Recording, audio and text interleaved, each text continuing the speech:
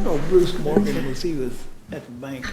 I had him for that EMBA.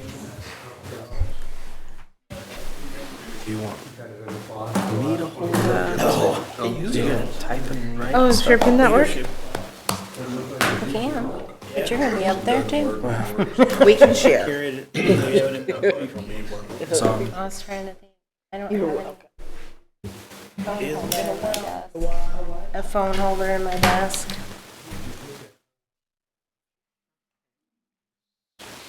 There we go.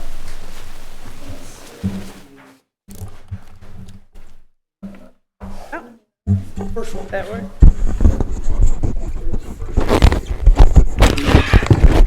all right, Larry, I have you mic'd. No.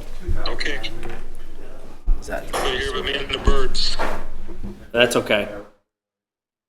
And we're live now, so Everything ready? yeah, just mention that he's on. Okay. All right, good afternoon. We are going to begin our meeting, and I will begin by noting that Vice Mayor Wilcox is participating via Facebook Live, I believe, No, or just- on Zoom, on phone, on Facebook. He is on Facebook, so we do have all of our commissioners present. And at this time, if we will please stand and receive Sister Michaela Randolph for our invocation.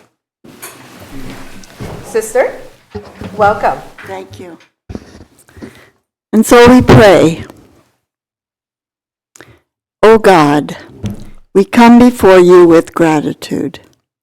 We thank you for being a God of love who sustains us and fills us with confidence. A confidence which enables us to hear your voice as you enlighten us with your wisdom. We thank you for making each of us in this room, every person we meet, every citizen of this city, in your own image, with dignity and infinite worth. We thank you for calling us to be good stewards of your creation and of one another. Help us to be especially mindful of those who are poor and needy. Help us to understand that all of our lives are connected, and how our common good is upheld when we listen and respond to those most vulnerable among us.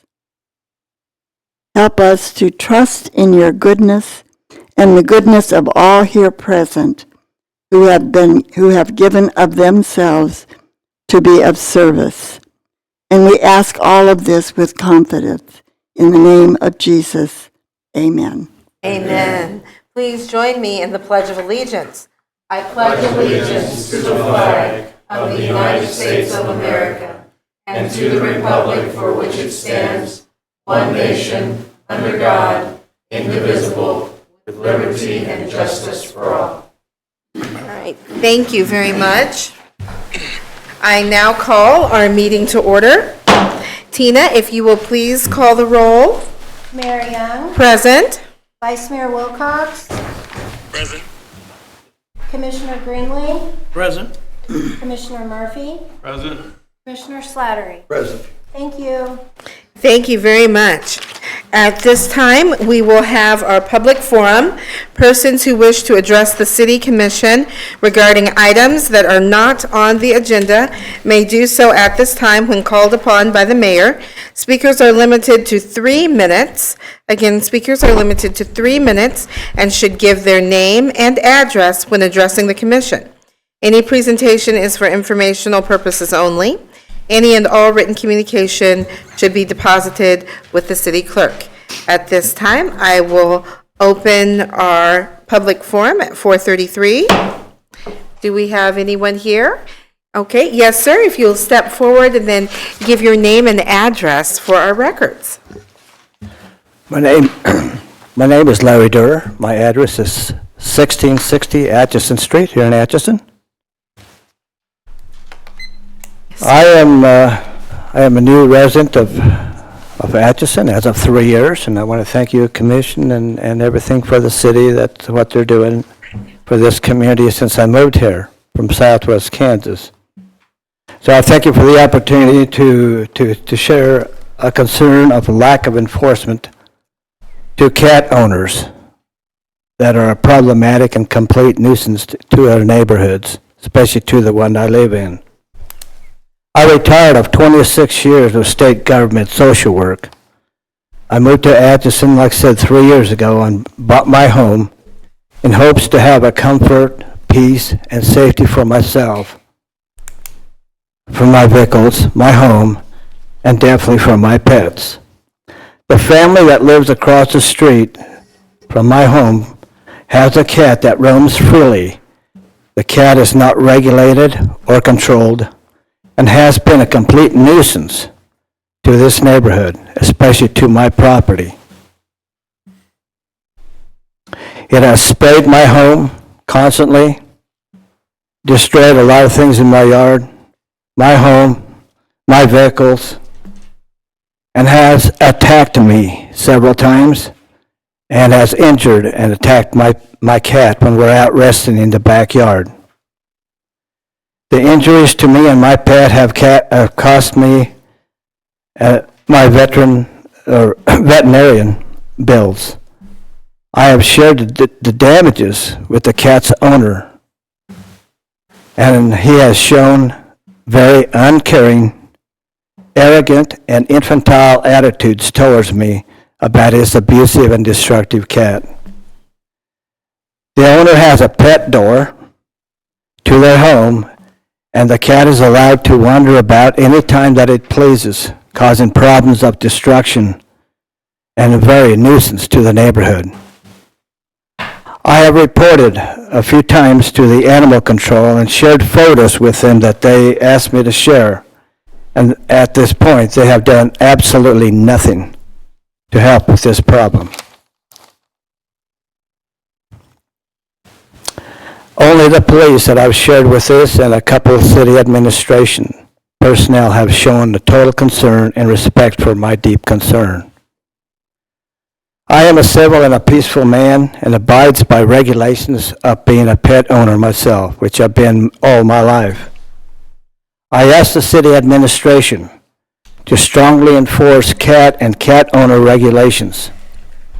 If owners do not comply, there needs to be a higher penalty and fine for damages to neighborhood residents and other forms of property that are unregulated, destructive, and abusive that this cat does.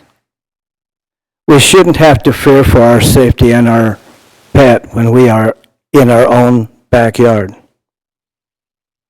I will like to read from the animal regulations in section 7-11.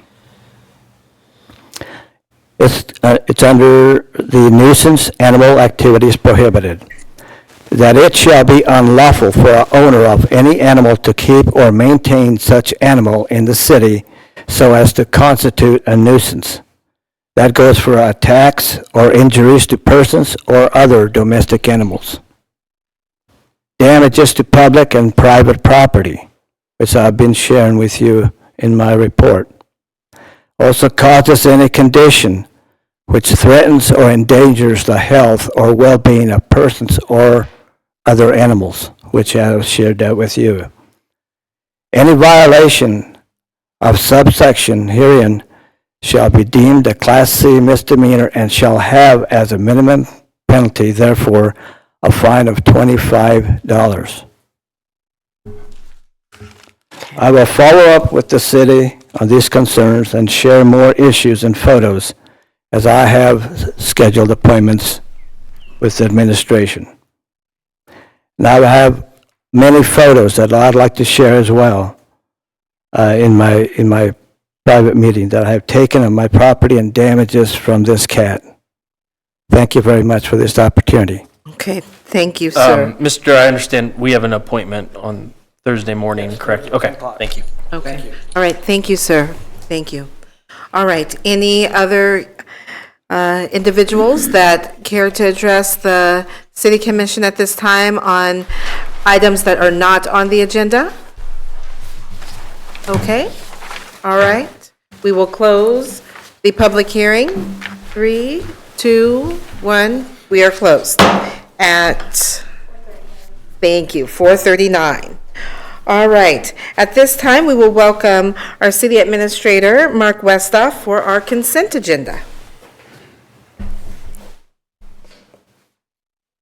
Thank you, Mayor. I will note that we had a request from one of the city commissioners to remove some items from the consent agenda, so we will add those to the end of new business Okay. for further discussion. I want to add them to the end because we have a couple public hearings here at the beginning. Don't want to push those off.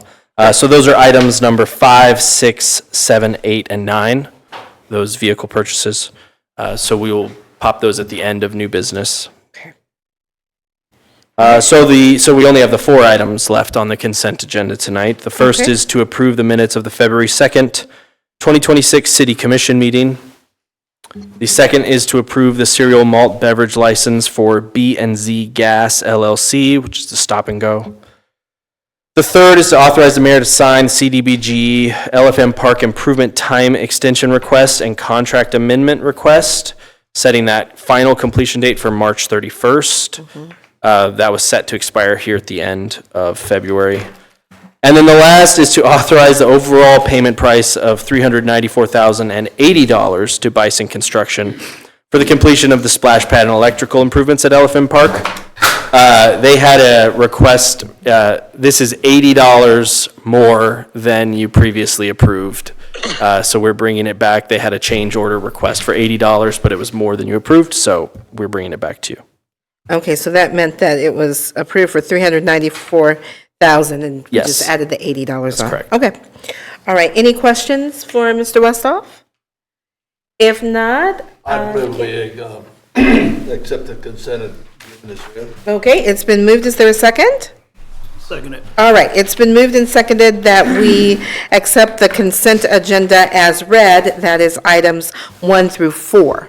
So again, items 4 through 9 will be handled in new business. 5 through 9. All right. Oh, 5, did I say 4? I apologize. 9. 5 through 9. So items 1 through 4, we are voting on, and we have been properly moved and seconded that we will approve the consent agenda as read. All those in favor, please state by saying aye. Aye. All those opposed, same sign. Motion carries. Okay. Next on the agenda, we will have our public hearing, Community Development Block Grant Housing Rehabilitation, presented by Mr. Justin Prejean. Mr. Prejean. Thank you, Madam Mayor. First, I will say that Garrett Nordstrom, who's with Government Assistance Services, should be here tonight helping me present this, but him and his entire family have fallen quite ill. Spoke to him this afternoon. He sounded terrible, so we shall be glad that he's not here, given his present condition. Yes. You all may recall, we've been trying to stitch together a community development block grant in the housing category for a couple of years now. The State Department of Commerce has undergone some changes. The cycles of when you can apply for these funds has changed. And so as a prelude to the next 2 agenda items, what we're asking you to do here is 2 separate public hearings that covers some of our bases because we still, quite frankly, don't know which of these applications gives us the best chance to win. The first application here would be a traditional CDBG housing application whereby each home gets about $30,000 worth of improvements. The scope of what those improvements might be is pretty vague. It can vary house to house. It's very administratively burdensome because of the bidding requirements and the lack of clarity as scope. And that's part of the reason that it's difficult to do this. There are some cities who have a pretty fine oiled machine for how to get CDBG housing money. That's not been the case here in Atchison, although we did get one 15 or so years ago. The second of the 2 public hearings is intended to try to clarify what scope of work is eligible on the front end. That second application would target roofing improvements and maybe a little bit of guttering, period. If there's a sagging porch, if there's some wiring, that's all out, and we would focus on roofs and gutters. And the idea there is that you can eliminate a lot of the administrative burden of trying to bid HVAC for this house and electrical for this house and soffits and siding and painting, and the whole scope of what's possible there can be very consuming, especially given the bidding requirements. And some of it also requires like interior work, which is a whole other ball of wax when you're asking somebody to participate in something like this. So the second idea here has to do with focusing on roof and guttering, so you can have perhaps even package all of those improvements together in one bidding process. Certainly, there's enough roofing out there that needs it. Everything else in a house is sort of above all a good roof, as they say. So there are a lot of reasons why the targeted, narrower scope of work might be a good fit. It also, based on kind of the initial look that Garrett put on this, would allow us to help as many as 20 homes instead of 10. It appears that the CDBG program, which previously wanted you to focus on a target neighborhood, they appear to be opening that up.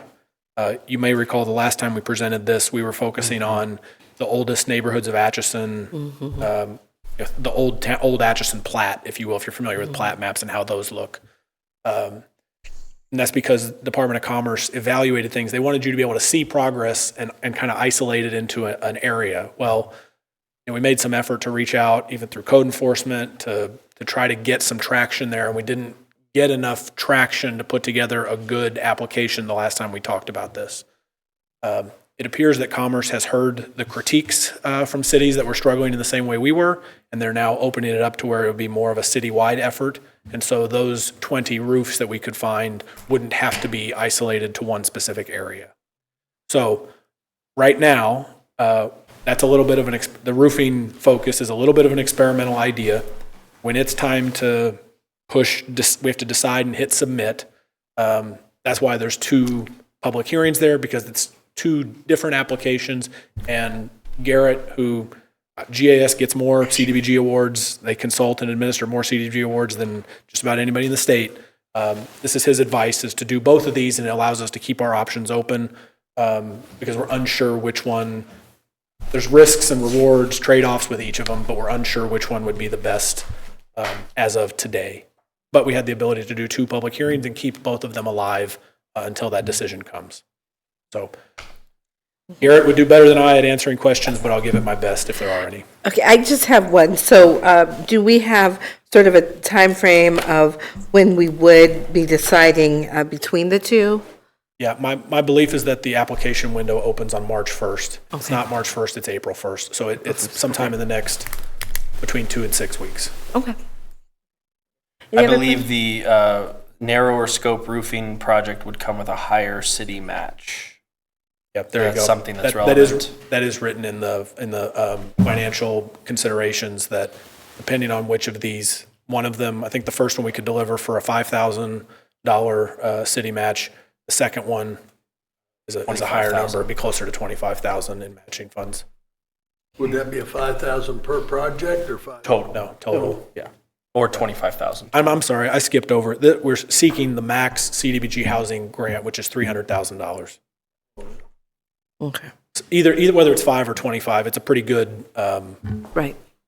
pretty favorable match to the city, but that should have been said. I apologize for missing that. No, that's okay. That's okay. Sounds like a Right. good idea. Roofing things, good cause like that. Absolutely. I would agree. I think this is Sorry, great. Larry. And thank you for working so hard on this, Justin. We appreciate that.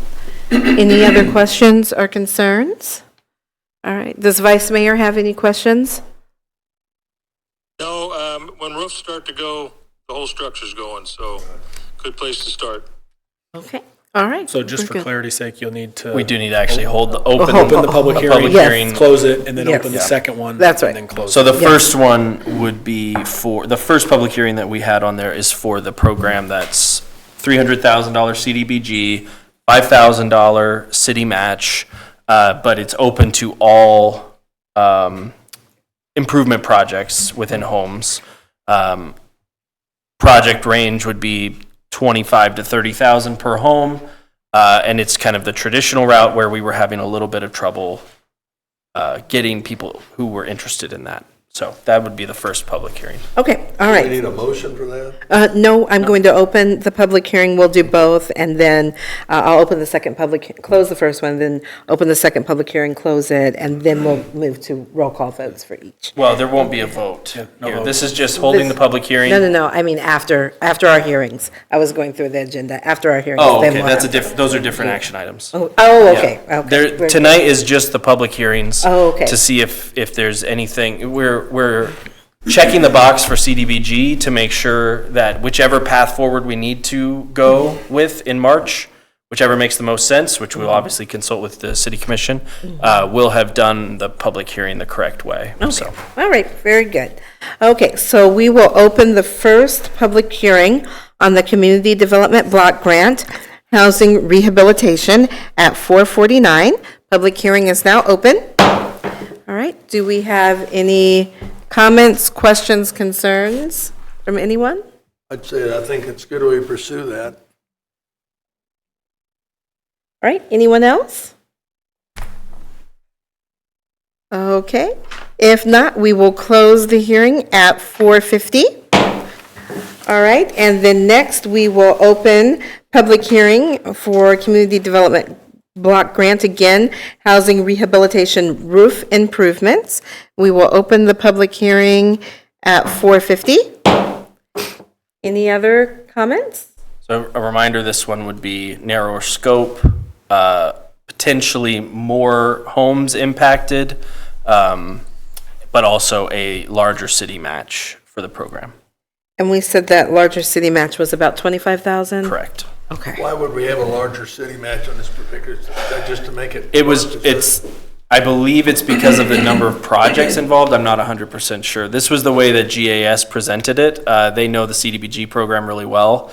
It might hit a different bucket because it's focused on roofs. I would have to find out from Garrett on that. Okay, I also am not certain of the answer to that question. okay. I think it's a really good idea. We could help people with roofs, 'cause like Commissioner Wilcox said, if you lose your roof, you're kind of in trouble all the way around. So it's a pretty important part. I think it's probably an easier selling point potentially to residents to say, you walk up and say, we have a program that can help you get a new roof. That's a lot easier than, can we come in your home and fix your floors? And, it's just a little trickier for people to say yes to that, so. Yeah, okay. All right, any other questions, comments, concerns? Vice Mayor? Can you pass any part of that 25,000 on to the homeowner? For example, $1,000 to get a new roof? I do not know the answer. I'd have to look into that. I'm not sure of how that works with CDBG. We can find that answer before we have to. Yeah, before it would be approved by the commission either way, we'll have that answer for you. That sounds like a good idea if they could contribute. Although I will state that to qualify for in either of these programs, you have to meet the federal poverty level income requirements. So it's 150%. Okay, good to know. So it's all for low income houses. So. I see, okay. All right, any other questions, concerns, ideas? Okay, if not, we will close the public hearing at 4:52. Okay. All right. Thank you. Wonderful. Thank you, Justin. Appreciate it. Thank you, Mark. And next, we'll have Resolution 3441, a resolution authorizing the improvements of certain streets and main traffic ways within the city of Atchison, Kansas, and providing for the payment of the cost thereof. Yes, sir. Good evening, Mayor. evening. Commissioners Garth Herman with Gilmore and Bell, the city's bond counsel. Appreciate you having me out here tonight. I'm up for the next two items. Obviously, I'll take them separately, but they are somewhat related.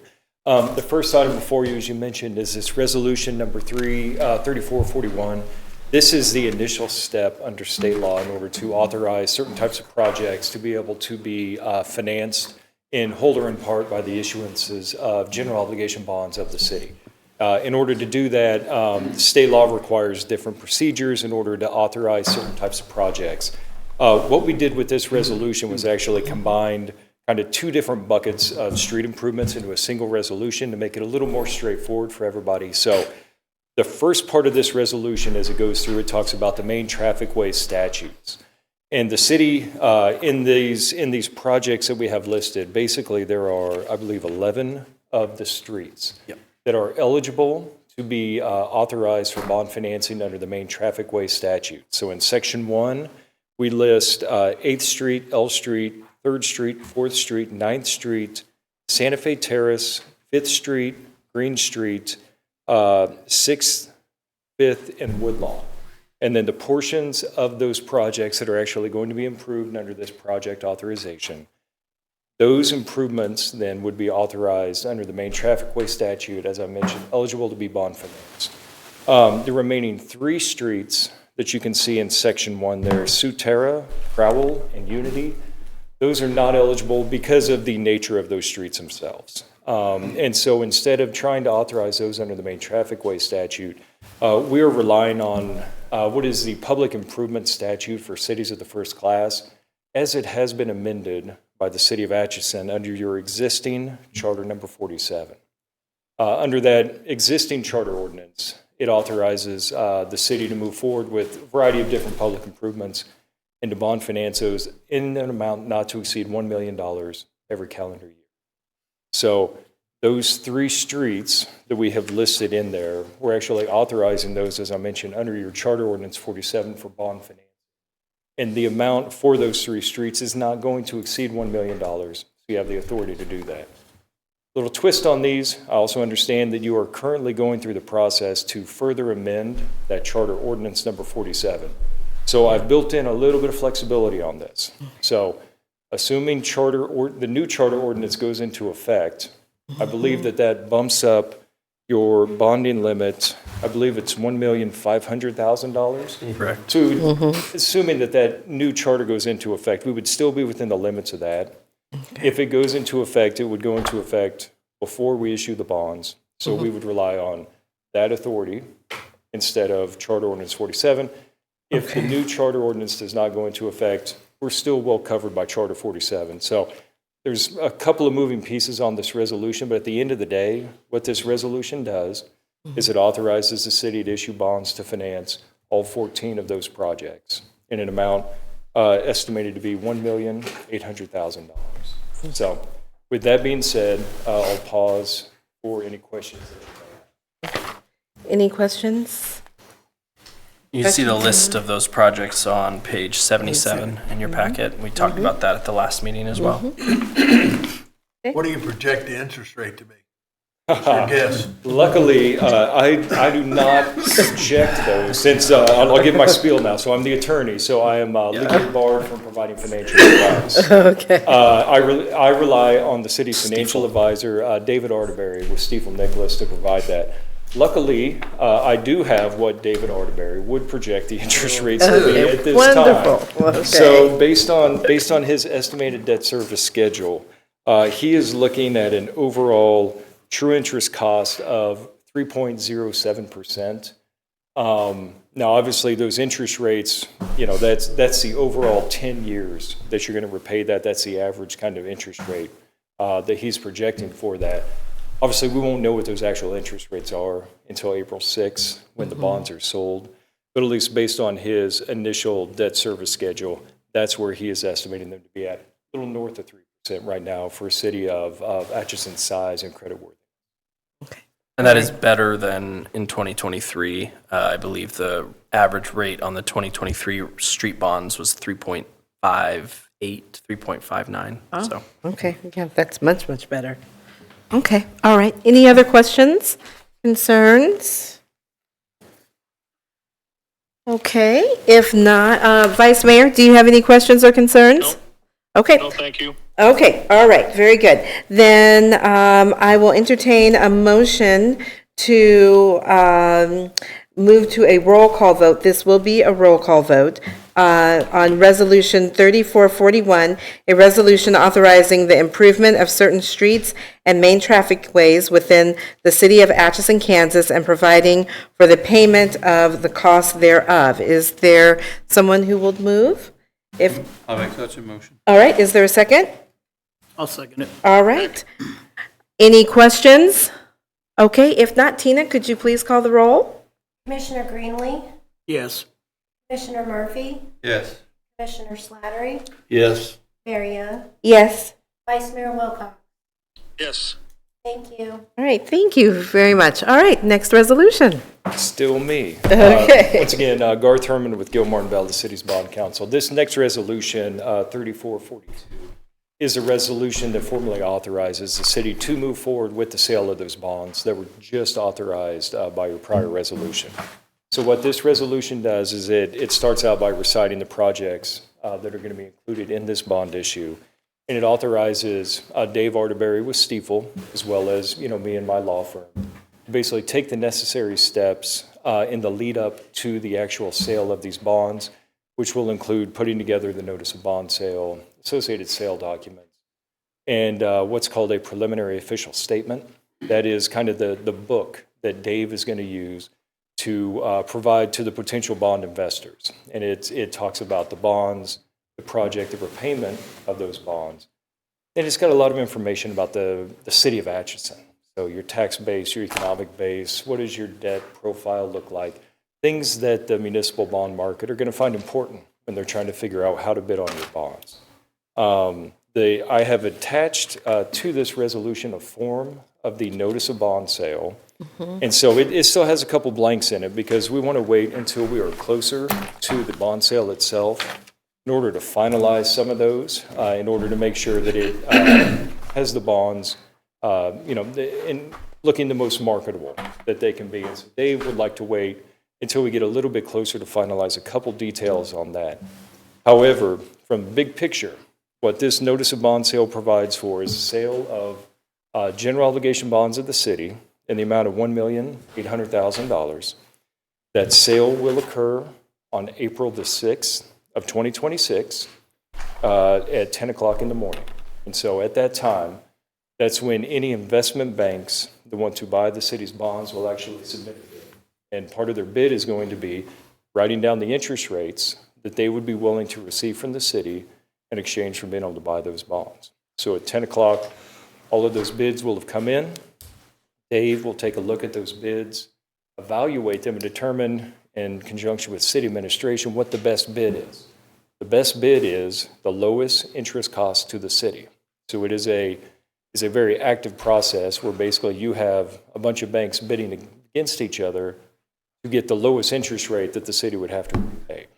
Once that's been determined, me and my folks at our office will revise all the documents, send those back out for the city commission meeting that night.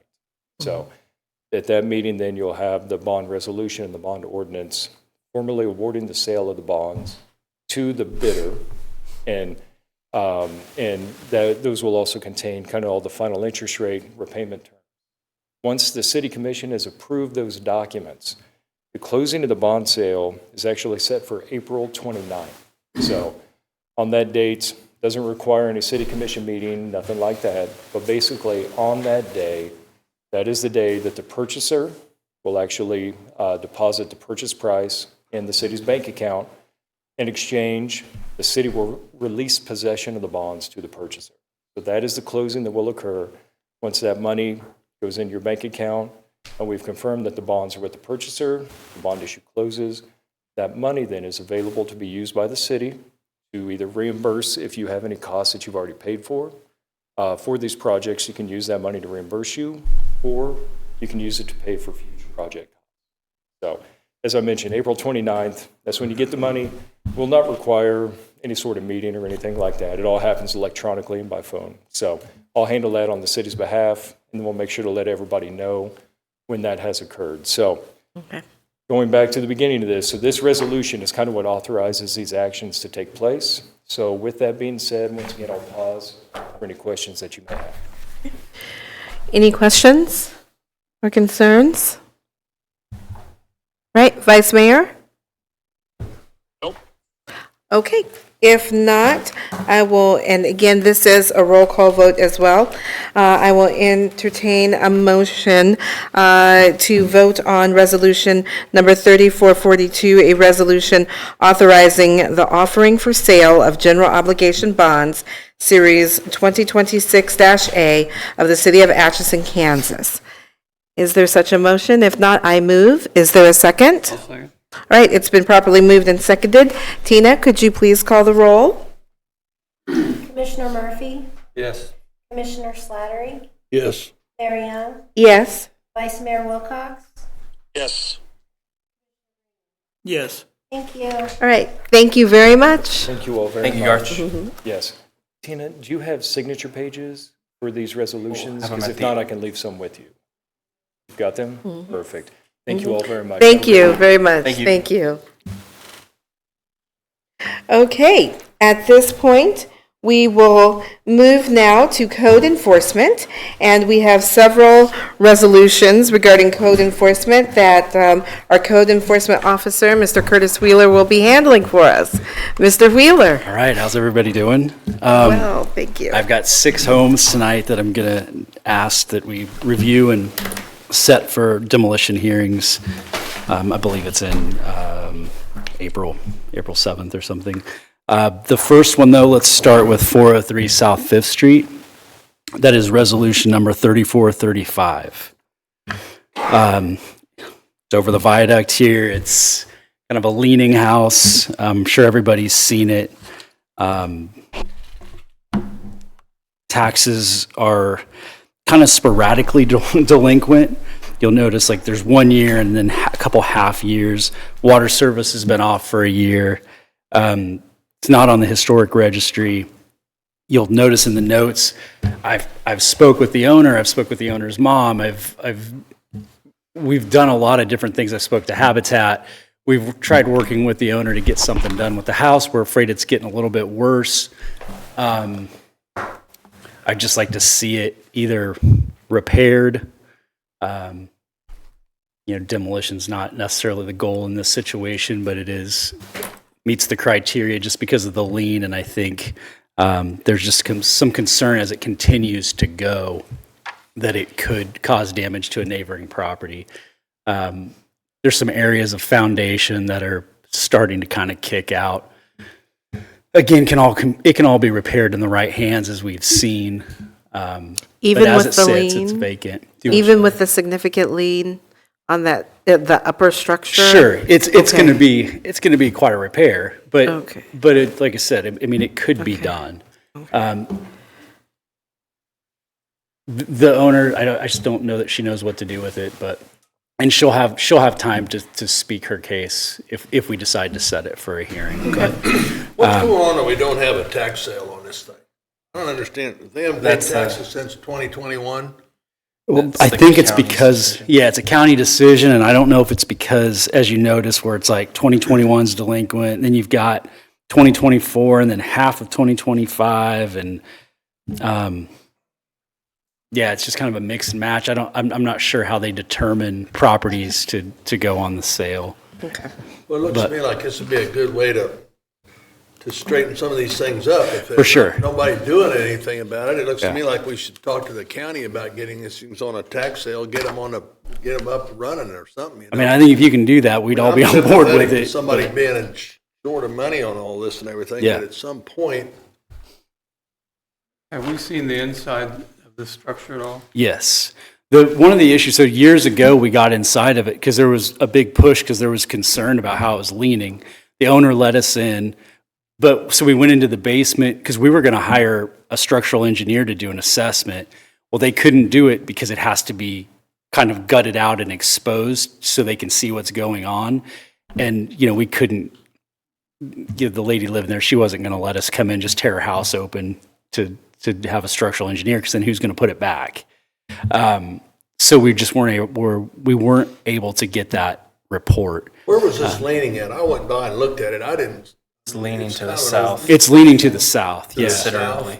Yeah. On the south wall? Yeah. Is someone residing in this house? Not currently, no.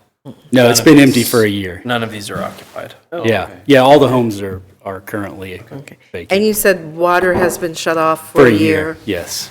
Yeah, and I spoke with neighbors just to see if they'd seen anybody in and out, and they said, because they knew the lady that had lived there, and they said she hasn't been around it's been about a year, so it tracks with the water being shut off.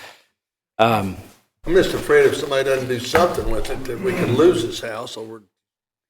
Yeah, and I mean, what this does is by setting it for a hearing, it gives the owner an opportunity to come in and kind of maybe talk about what it is they want to do with it. It might provide a little bit of a I'd say push, but like some incentive to either start making the repairs or get it in the hands of somebody that does want to make the repairs. In the meantime, we can always talk to the county. It's just that won't happen quick.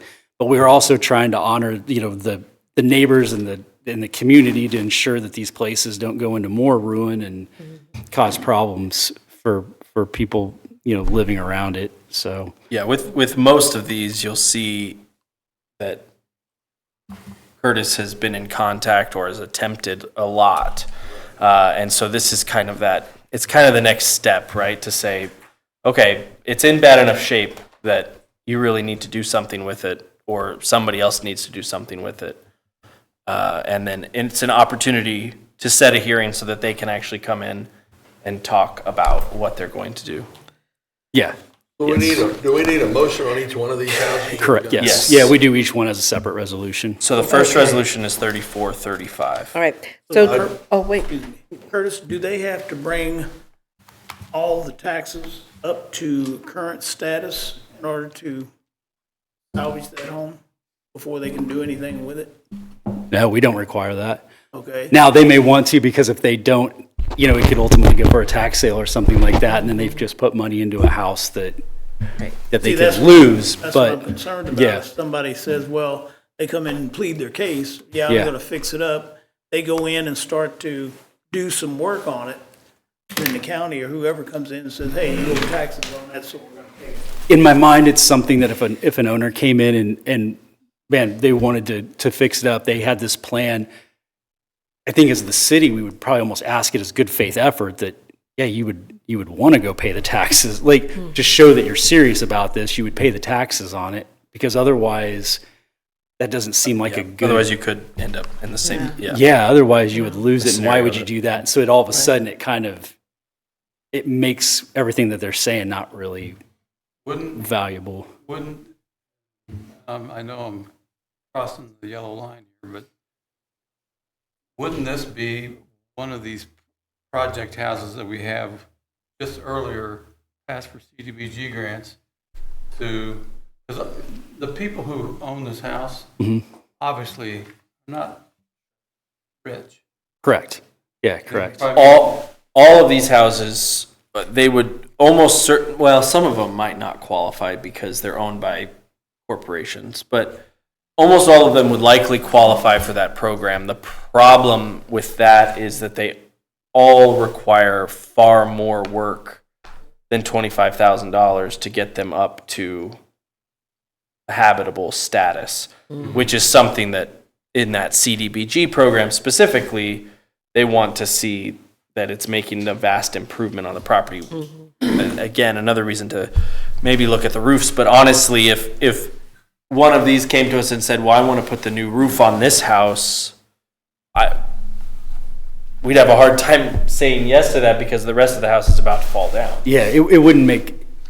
So if with the lien in the house, that needs to be addressed. But if they came in at the show cause hearing and said, I've got everything lined up, including a new roof, then maybe we point them to that program and say, well, okay, you do everything else and we can get you for the roof with this grant. I mean, sure, we'd be happy to, we try to mesh those things together all the time, but they're not doing anything with it right now. Yeah. Or really even Well, responding. and that's where I really like. Which We is spent why a lot of this time. set the hearing to have them come in and, it's show cause is what it's called. Yeah, so. we spent a lot of time with the owner. Just like I said, we were trying to get help through Habitat, and this Do has they live been in several years Atchison? Do the ago. owners live in Atchison? I don't know.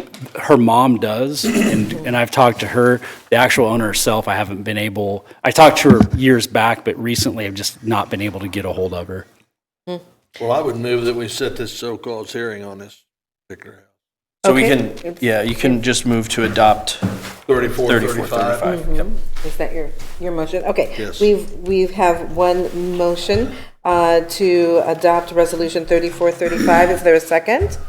I'll second it. Okay, it's been moved and seconded that we adopt Resolution 3435, a resolution fixing the time and place and providing for notice of hearing before the governing body of the city of Atchison, Kansas, at which time and place the owner, his agent, lien holders of record, and occupants of the structure herein described may appear to show cause why such structure should not be condemned and ordered repaired or demolished as unsafe or dangerous structures.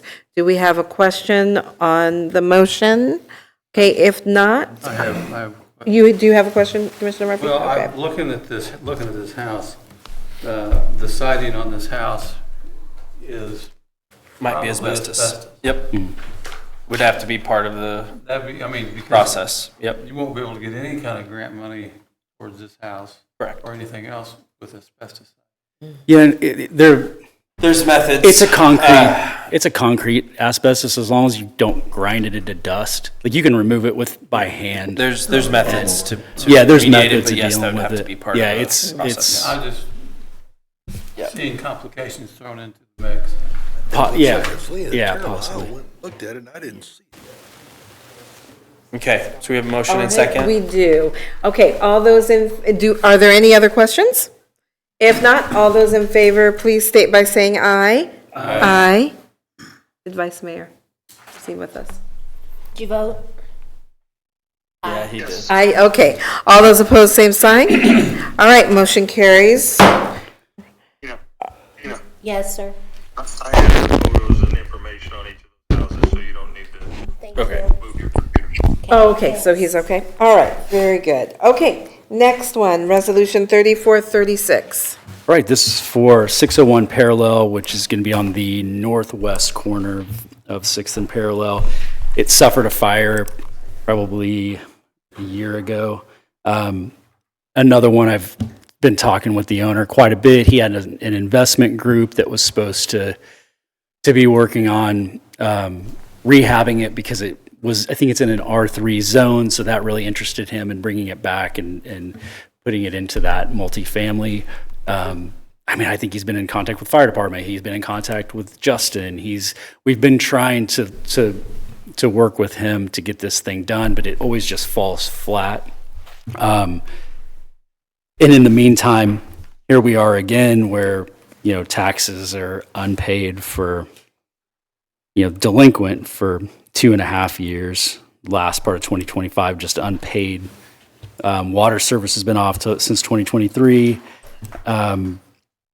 Again, he always has big plans, but it just never goes anywhere. We've not seen, there hasn't been any, no plans submitted, no permits filled out, nothing. It's just sitting there. So I kind of think that he's just letting it go. Has the city been mowing that lot? Yes. I mowed it twice myself. Yeah. Past. Yep. Yeah, we haven't been mowing it regularly, and I wonder if it's because maybe you stepped in and mowed it a couple times because, yeah, every now and then it'd get cut, but then it'd get up to 2 That foot or Johnson grass whatever. growing in, it was 4 or 5 feet tall. Yeah, really, really tall. So it's one, as you go through, with the fire, all the water, it's been, no climate control, it's moldy, you can see the roof where it's sagging, and I think the fire was upstairs, so you just got rafters that are burnt through, and so it would need to be gutted out. Again, another one that might be able to be fixed, but as it sits right now, it's close to our courthouse, it's close to the middle school. We've been real lucky that it's been secured for the most part. And so that bought him a little bit of time, but yeah, we're just at a point now that we kind of need to do something with it. Okay. Go ahead. All right. Question, is this a local ownership or is this out of town? This is another out of town. Now this one's out of Kansas City, but out of town nonetheless. All right, any other questions for Curtis? If not, is there a motion to adopt Resolution 3436? So moved. Okay, it sounds like Vice Mayor moved. Commissioner Greenlee, will you second? I'll second it. All right, it's been properly moved and seconded that we adopt Resolution number 3436, a resolution fixing the time and place and providing for notice of hearing before the governing body of the city of Atchison, Kansas, at which time and place the owner, his agent, lien holders of record, and occupants of the structures herein described may appear to show cause why such structures should not be condemned and ordered repaired or demolished as unsafe or dangerous structure. If there are no further questions, all those in favor, please state by saying aye. Aye. All those opposed, same sign. Motion carries. Okay, resolution number 3437. This is for property at 712 Riley. This property has a little bit of a backstory. It was on the most recent tax sale here a year ago. Mark and myself attended. We talked to the person that bought it. I don't know what happened, if that deal went through. I've done a title search, it's still showing owned by Matthew Downing, where a lot of the other properties that sold, they have changed ownership. So I don't know if they again, they just decided to not follow through on it, or I'm not sure how that works, but everything I've looked into, it still has Matthew Downing as ownership. I looked through Laredo for title stuff. I couldn't find anything where that deed for these two gentlemen that bought it, where it has them involved at all. So I'm just going to proceed with it. I've made a note that I'll check ownership prior to the next hearing just to see, but as of right now, everything I'm showing is Matthew Downing. But just in case somebody remembered that being, or thought that it had been sold. We can also double check with the county if they have any record. It was, so I will note that even though, because it did sell at the tax sale, the only delinquent taxes are this year's. The previous taxes would not be considered delinquent. Oh, that's right. So Correct. just I mean, because they sold at the tax sale. Okay. Well, you have to pay at the tax sale. You can't walk out. So then that's the question then for the county is. Yeah. Well, I base this because they're supposed to pay that day in that moment. That's right. And this They is don't off- have to do Was the it a title. local person that bought it at the tax sale? No, out of town, Kansas City, a Kansas City buyer. Did they buy several other properties? This is the only one I remember the them only one buying. they bought. Yeah. And so again, I did a title search on it through O'Keefe Wilson, 30 days ago. Yeah. And it's still showing all these taxes being delinquent, so I don't know. So I don't know. We could double check. with the county. Yeah, so we'll do a little more research on that. But it is. But regardless, Still move forward. it's still vacant. The water's been off since 2022.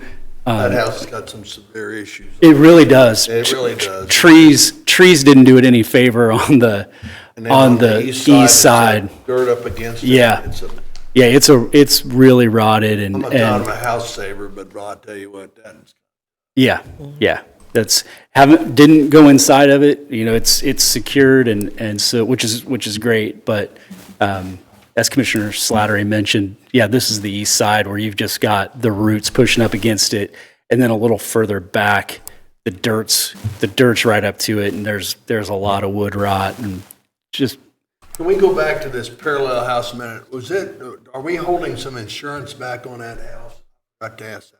I had it marked. No, I don't. We didn't get anything on that one. There was no fire proceeds. Okay.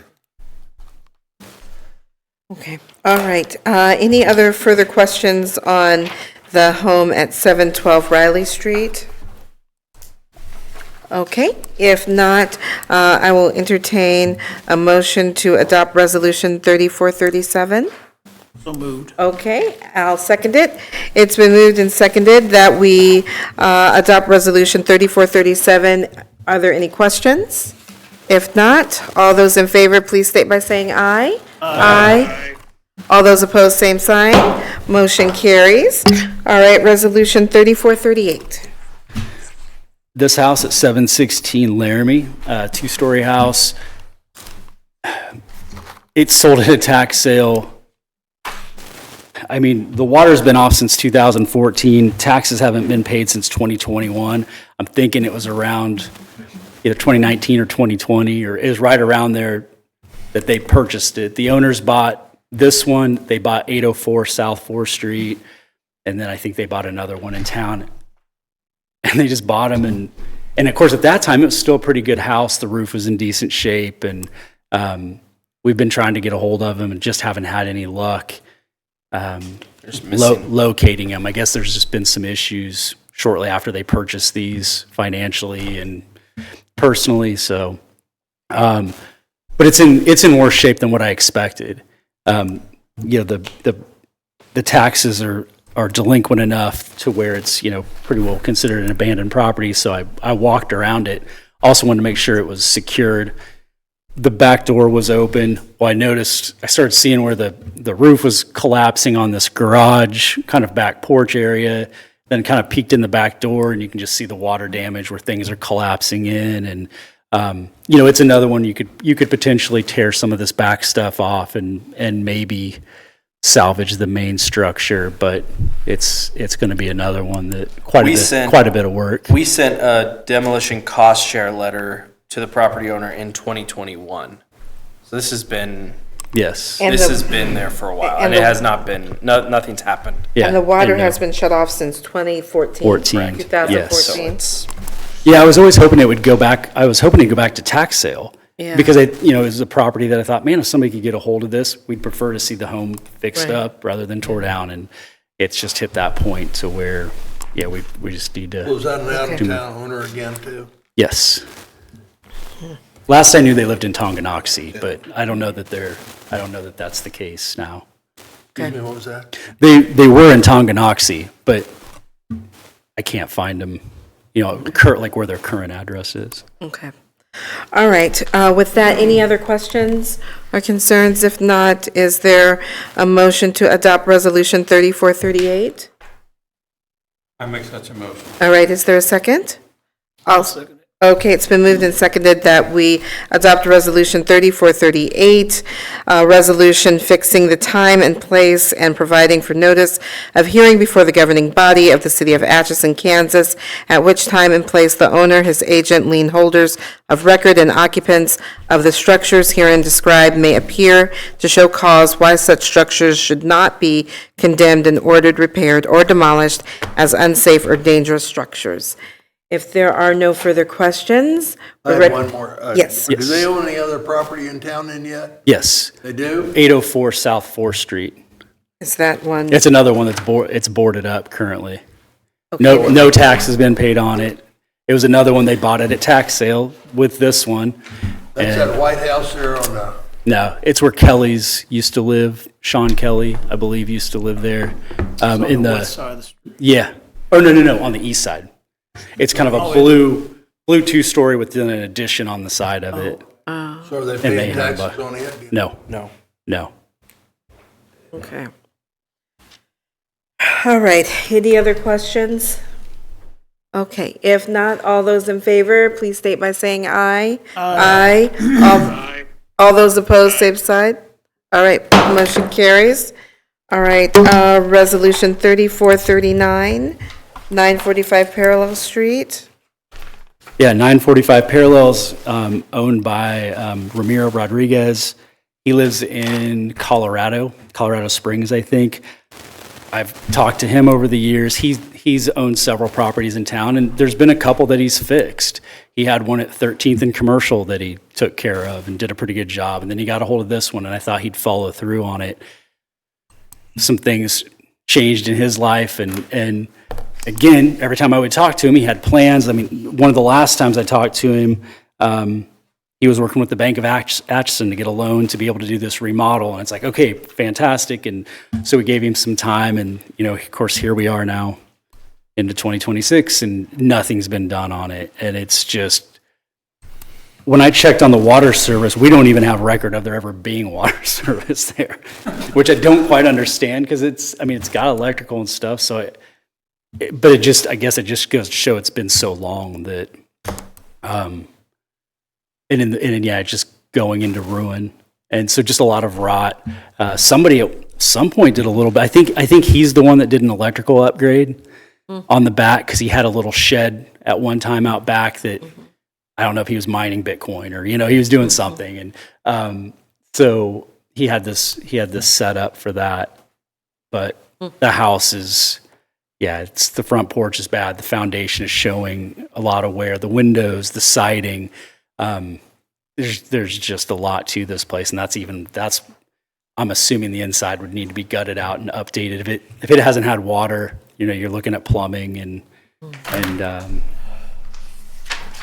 yeah, just kind of doing all the necessary upgrades to get it up to a standard to live in.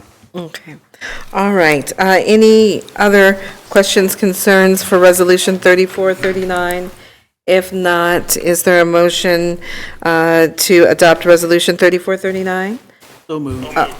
All right, so Commissioner Greenlee moved, Vice Mayor seconded, that we adopt Resolution number 3439, a resolution fixing the time and place and providing for notice of hearing before the governing body of the City of Atchison, Kansas, at which time and place the owner, his agent, lien holders of record, and occupants of the structures herein described may appear to show cause why such structures should not be condemned and ordered repaired or demolished as unsafe or dangerous structures.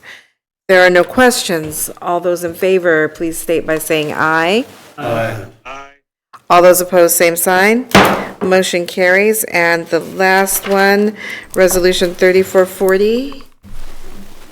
Yeah, 1215 Pacific. Another out-of-town owner, Fortune Global Monopoly out of New York. I've talked to the owner multiple times, emailed. Again, every time it's, plans on rehabbing. And, I kept telling him it could be a decent house, but I heard in the meeting earlier when we were talking about some CDBG funds or something like that, where somebody had mentioned, man, once a roof starts going, and this one's going, it's got holes in it. So the water infiltration's already started on it. I've sent letters, really tried to get this thing taken care of, but I think this is the next best step. Court's not going to work because he lives in New York, so we'll try to get service on him. Will be almost impossible. So I'm hoping this pushes him to either take the steps and get it fixed or get rid of it and let somebody fix it up. New York? He is, yes. You got his name and number though and stuff? Yep. I have his email. Taxes are 3 years delinquent, well, 3.5 years delinquent. Second half hasn't been paid. So, here we are again, pretty good candidate for a tax sale, but something needs to be done with it. It's just rotting away, and I hate to see it.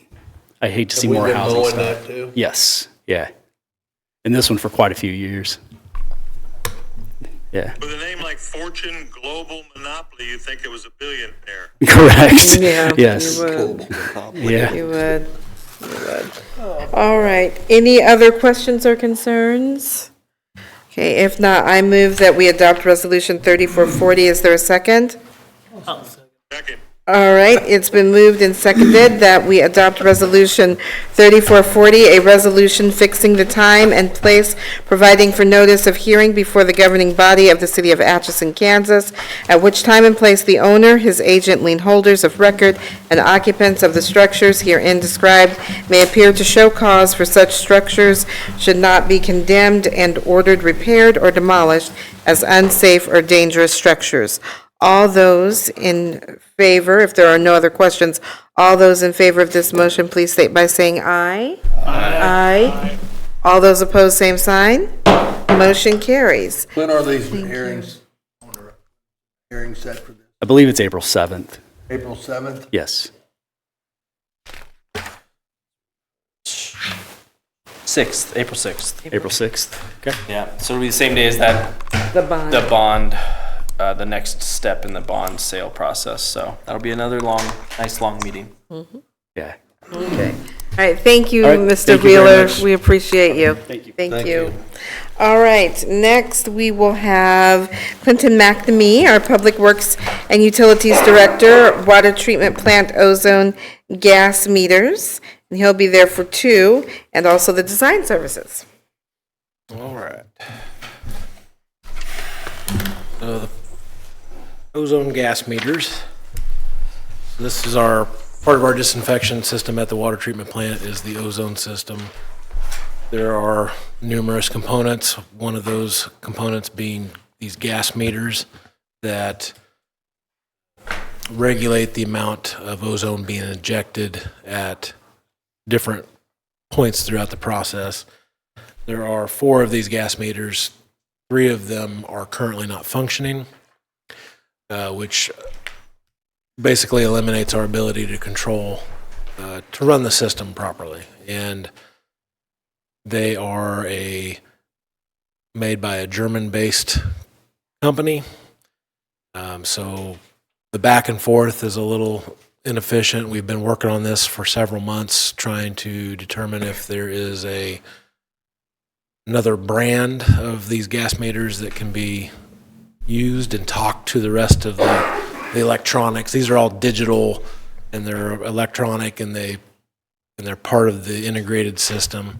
And then also we looked at rebuilds, and ultimately all those roads kind of led us, I don't want to say nowhere, but back to the point of the best course of action seems to be to replace these gas meters, which are now, a decade, if not a little bit more, a little older, which we put in our CIP in a couple years, we just threw a big number out to rebuild parts of the ozone system. We just didn't make it long enough to get to that budgeted item. So this is not in the 2026 CIP.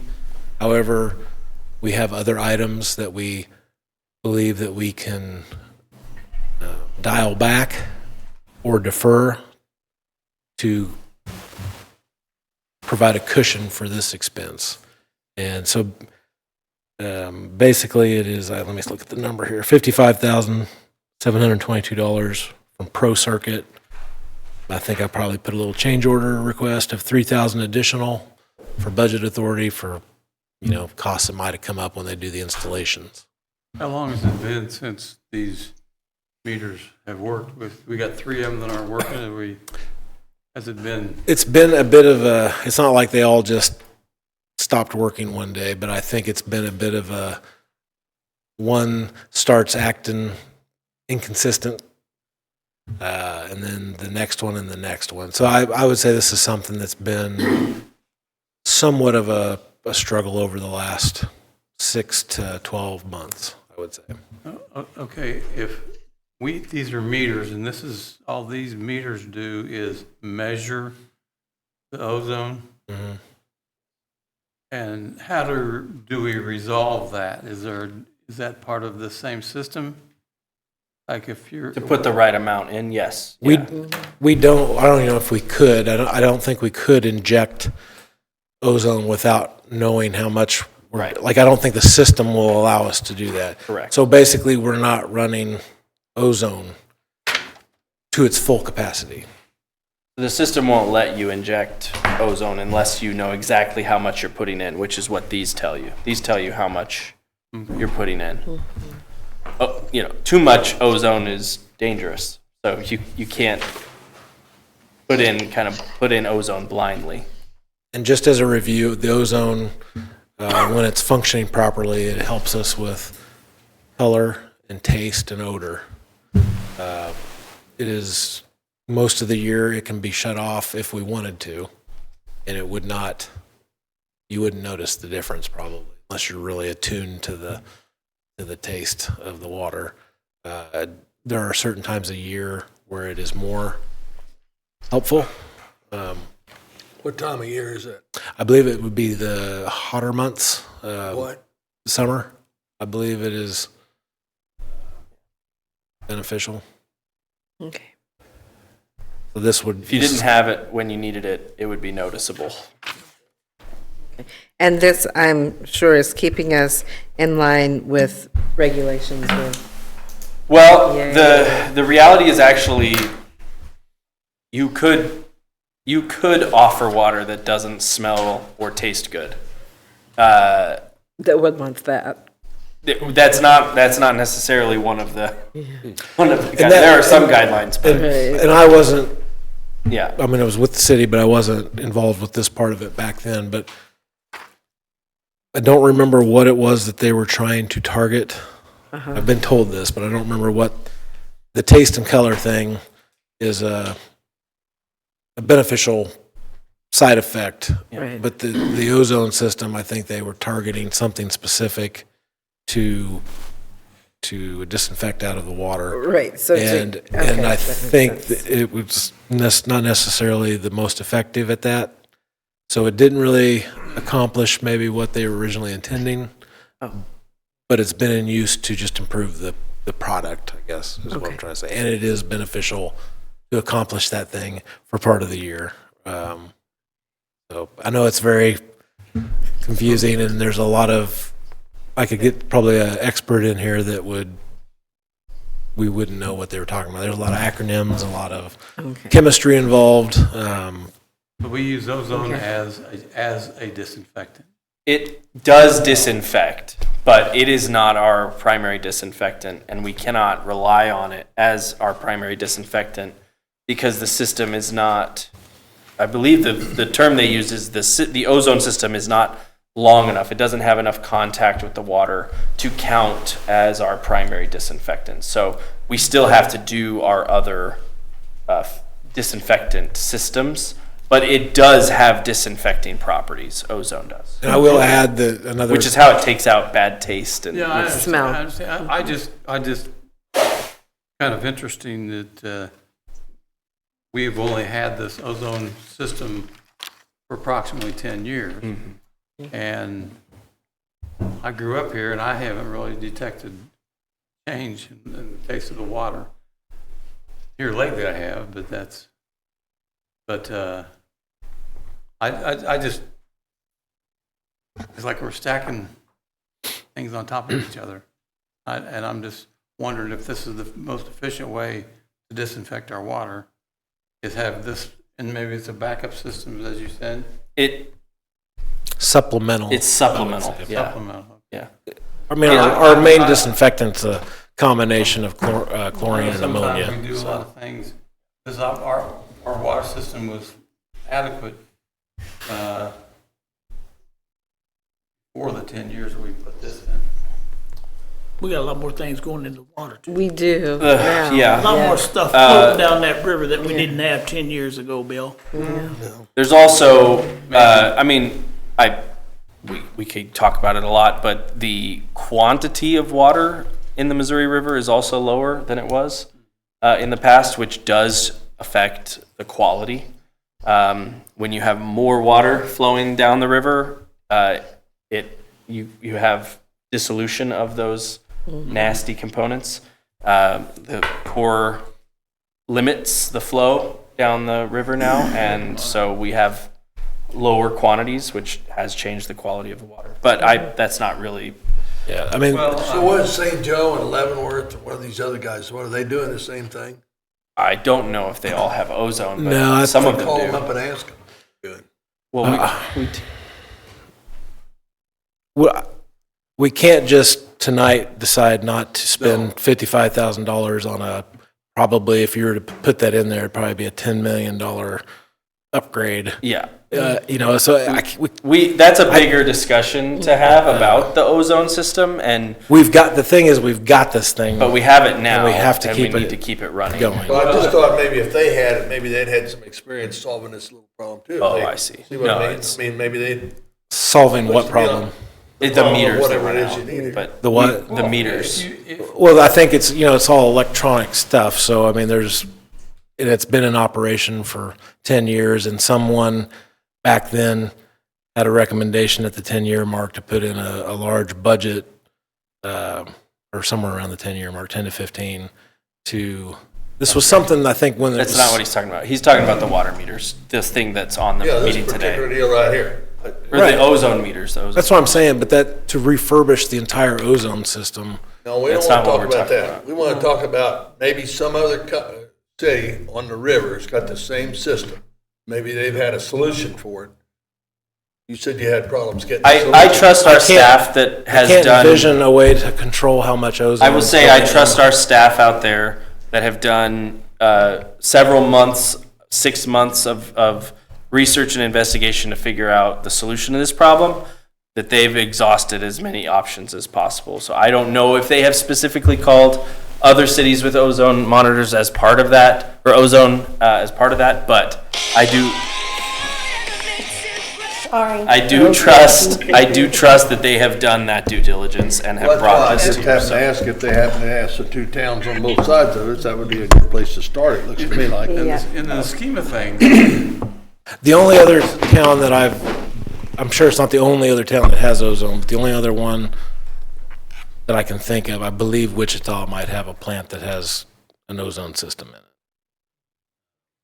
but in the scheme of things, the size of our operating budget for water, this is pretty doggone insignificant amount of money. As he said, And if it does the trick, we can easily move or defer things to make room for this as an emergency purchase. So Okay. I'm just passing up $5 million. it's a different budget, Mike. Okay, so with that being said, I will move that we authorize staff to hire Pro Circuit to replace 3 ozone gas meters at the water treatment plant for $55,722 with an additional budget authority of $3,000 to cover any pricing issues due to tariffs, shipping, or similar.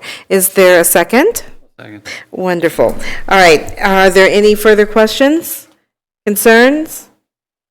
If not, all those in favor, please state by saying aye. Aye. All those opposed, same sign. Motion carries. All right, design services. All right, so this is for the design services for the Unity Street curb and sidewalk improvements that back in September, you authorized us via resolution to apply for a KDOT cost share grant to, as I said, replace sidewalk and curb on Unity from 6th to 10th, which would be an extension of the previously awarded Transportation Alternatives Grant through KDOT for Unity from 2nd to 6th. It's pretty much a similar project with the exception of the TA grant from 2nd to 6th includes pedestrian lighting like you see on North 2nd Street, whereas the cost share project does not continue that lighting west of 6th Street. Benish is the proposed engineer who has our on-call engineering contract, and this is the exact type of work that was envisioned in that on-call engineering, so this was not put out for proposal.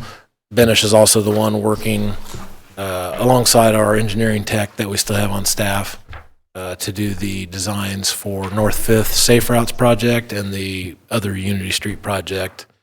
And we're hoping to fast track this one to catch up with the other two, and hopefully they'll all get done around the same amount of time.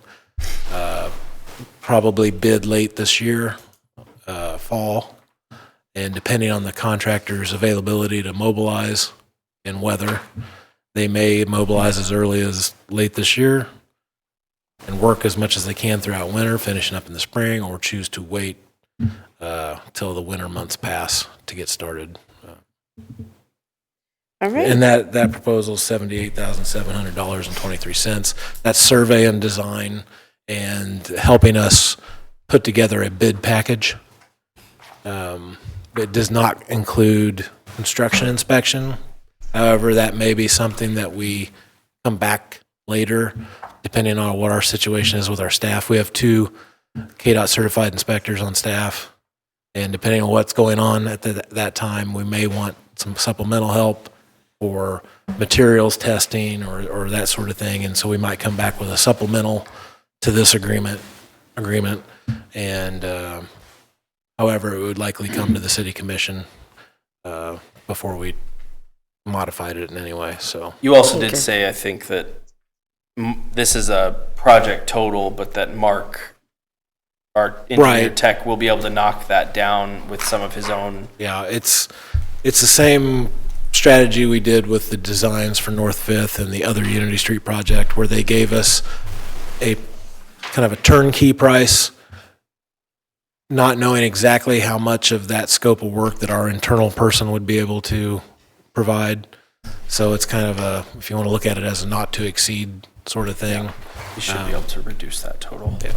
Okay. And the grant does not cover design on this one, so this will be So this is our $78,700.23. The actual grant was $475,564 to go towards construction. Okay.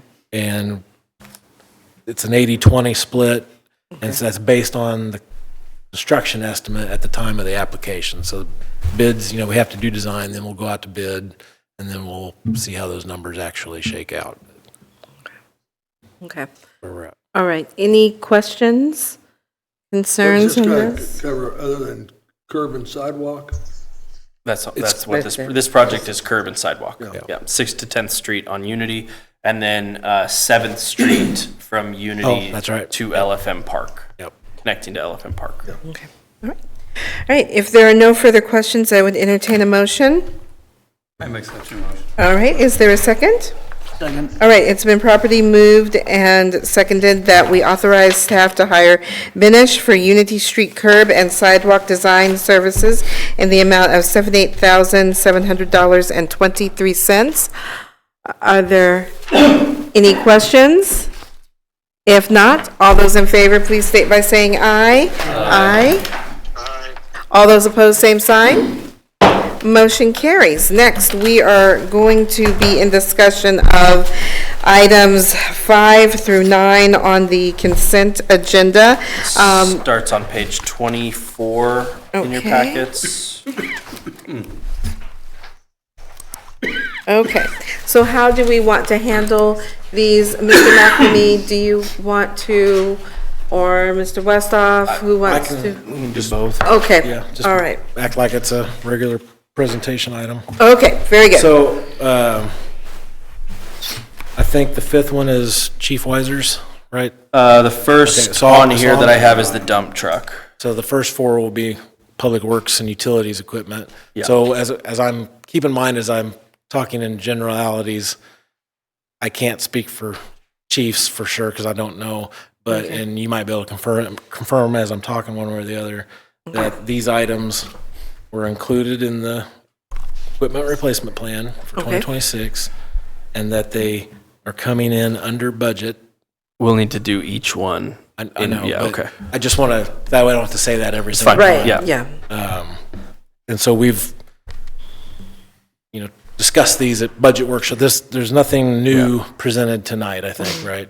Is that fair to say, Chief? Okay. Okay. So, but I'll go through it. So what we got, first up is a small, and I say small, it's a Ford F-550, so I'm not sure what, at a 1.5 ton or something, dump truck for the DNC department, which is the water and sewer distributions and collection folks that work on main breaks and things like that.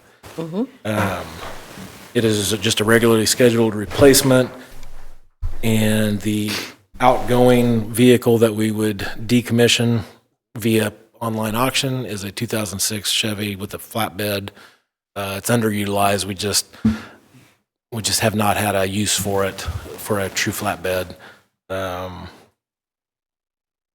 And the bids we got were from Shawnee Mission Ford, Abel Dahmer out of Topeka, Lewis. I don't remember the exact reason, but they weren't able to provide bids for that size of truck. And then also the upfitting, so this would be the dump bed on that. We got bids from American Equipment and Crayons.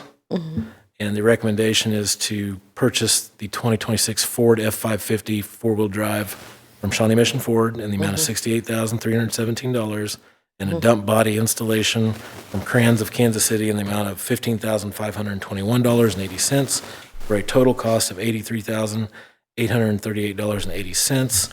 I believe the budget was $85,000 that was in the approved ERP. So is this a dump bed, like a dump truck that would spread gravel, or is this a flat bed with a hoist?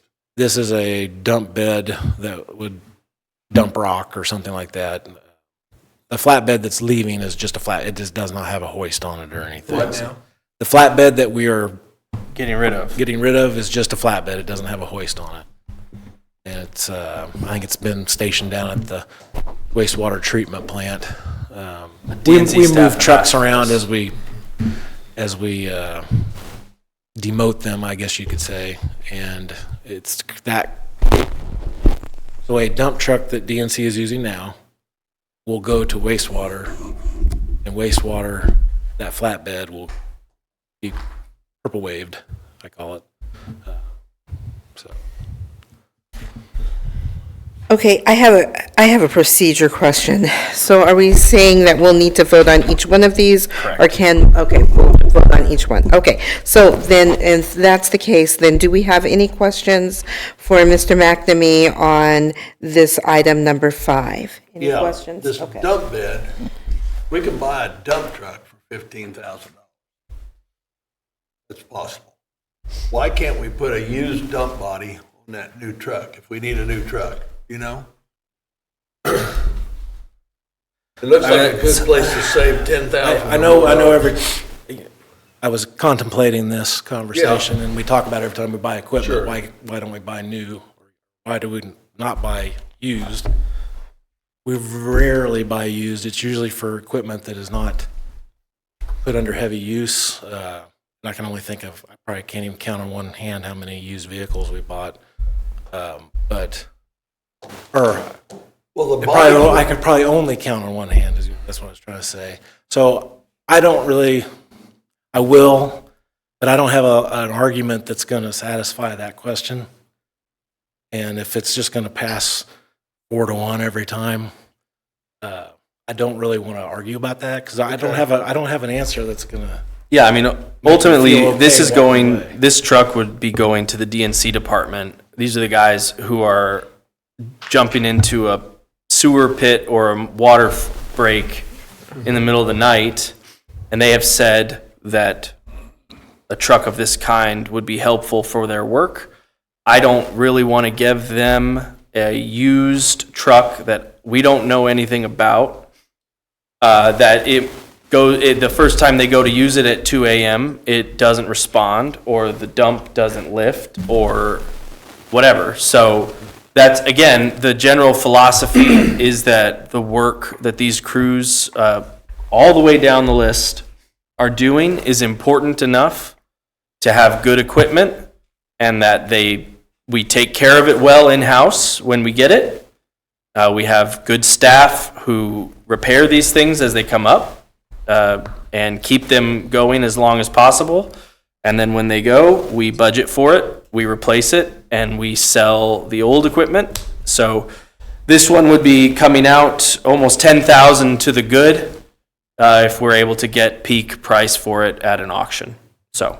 And I would just add the usual thing that I say with this question is that I would probably rather, unless we have a major issue with a particular truck, is to keep the trucks that we know until it breaks down on us. Mm-hmm. And it's catastrophic and we can't fix it. However, when you do that and you don't put a new truck in the ERP, now we're out of truck. It's unfixable, and it takes 3 months to a year plus, depending on what kind of vehicle we're getting, to get one. It's not in the budget.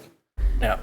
And so we're having to make moves to transfer more out of general fund and, or whatever fund it is.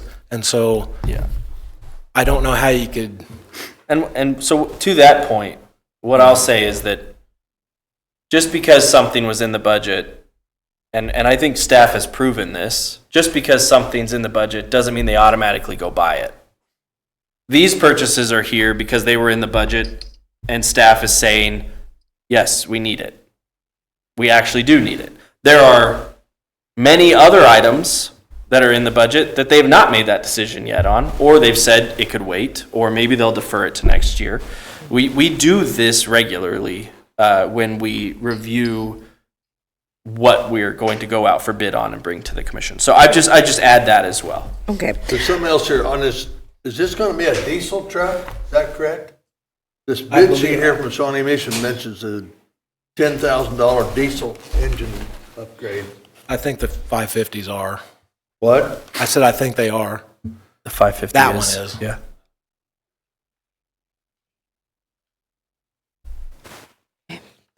I have a question. Yep.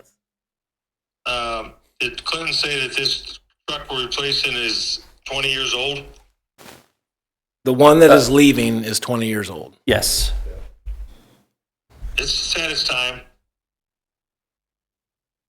Okay. All right, any other questions, concerns? If not, I will move that we authorize staff to purchase a 2026 Ford F-550 4x4 from Shawnee Mission Ford in the amount of $68,317, and a dump body installation from Krantz of Kansas City in the amount of $15,521.80, for a total cost of $83,838.80. Is there a second? I'll second it. Okay, are there any other questions? If not. I think we ought to look at putting used beds or dump bodies on these trucks in the future. Okay, I think you can buy a used dump body and put it on there, and I think it would just save us $10,000. I just think we need to look at it that way. And I don't know if we need a diesel engine either. There's a lot of issues with these later diesel engines. But that's, whatever. okay. Thank you. Duly noted. Any other questions or concerns? All right, all those in favor, please state by saying aye. Aye. Aye. All those opposed, same sign. Aye. Okay, four and one in the negative. Motion carries. All right, next, number 6, authorizing staff to purchase an easement machine and trailer from Prowler Equipment in the amount of $69,209. All right, the ERP budget for this was $72,000, and an easement machine is something that we do not currently have in our fleet. And what it does is, basically imagine a large spool of heavy-duty hose, like 600 feet of hose, on a little, it's not little, on a machine that has tracks, like tank tracks or skid steer tracks, and it carries this spool, which would attach to the jet vac truck that we have, and it would reach places that the jet vac truck can't go, and or the employees would have a very difficult and potentially, I don't want to say, dangerous. They could be injured if they're trying to drag hundreds of feet of this hose up and down hills, rocky embankments, muddy area, those type of things. So this spool carries the hose for the personnel where the truck can't get to. And so it allows us to jet out sewer lines that are in remote areas and things of that nature. They demoed multiple brands and looked at the specs. This particular one, they went to demo it or see the demo. This particular machine is a demo model that the company uses. It's got like 5 hours on it. They just demo it at trade shows. So it's basically mint condition. The warranty would be starting at the point of the sale. So there's nothing counting against us for buying a demo. And they were able to, since it's a demo, it's got all the features that you would want. And it's coming in at lower than the base price of most of the others. So long story short, like I said, there's no outgoing equipment because this is debut equipment. It's the first time we've used it. And the request would be authorization to purchase this easement machine for $69,209 from Prowler Equipment. Okay, and you said this is a demo, so it's just been used for demoing. It hasn't had heavy usage. You're basically secure in the fact that it will hold up. Yes. Okay. And like I said, it has all the warranty intact. Okay. We're not Okay. taking a ding on that, so. This basically is similar to the jet truck that we have as far as what it does. It doesn't. It connects to the jet truck. Yeah. And brings the hose long distances through rough terrain to our locations, like, there's some, they could be all over town, to harder to reach locations where the jet truck can't reach. And sometimes it's just because, it's not necessarily because the terrain is bad, it's because it's in a neighborhood where everyone's got privacy fences. And you just can't get, and the sewer main might be behind everybody. and there's no alley or anything like that to get to it. So But this attaches to the jet truck. Yeah, the hose does. just the hose. The hose does, and then it runs out to the spot where you need to do the jet I see. work. Right now, in those situations, it takes multiple staff to drag that through, Yeah. drag the hose I'm through. So just that's trying- all, that's I'm the just trying to difference. educate myself. Yep, that's the difference. So Yeah. when somebody says, what'd you do? Sure. No, yeah, that's fine. And I'm letting you know. I had to get educated too when I first got proposed that back when we were in the budget season. I didn't know what those were, so. Does anybody make a thing that does this, that would hook onto the front of your skid loader, your track skid loader, do the same basic thing? Yes, I think What they would did. that cost? It looked like I that'd don't be a lot remember cheaper. now what the cost was, but they did tell me that was a thing. I think there might even be one that goes on like a 3-point hitch of a tractor as Yeah. well. That'd be a little bit. I think big. we're back to at some point, we're maybe back to the difficulty and maneuverability.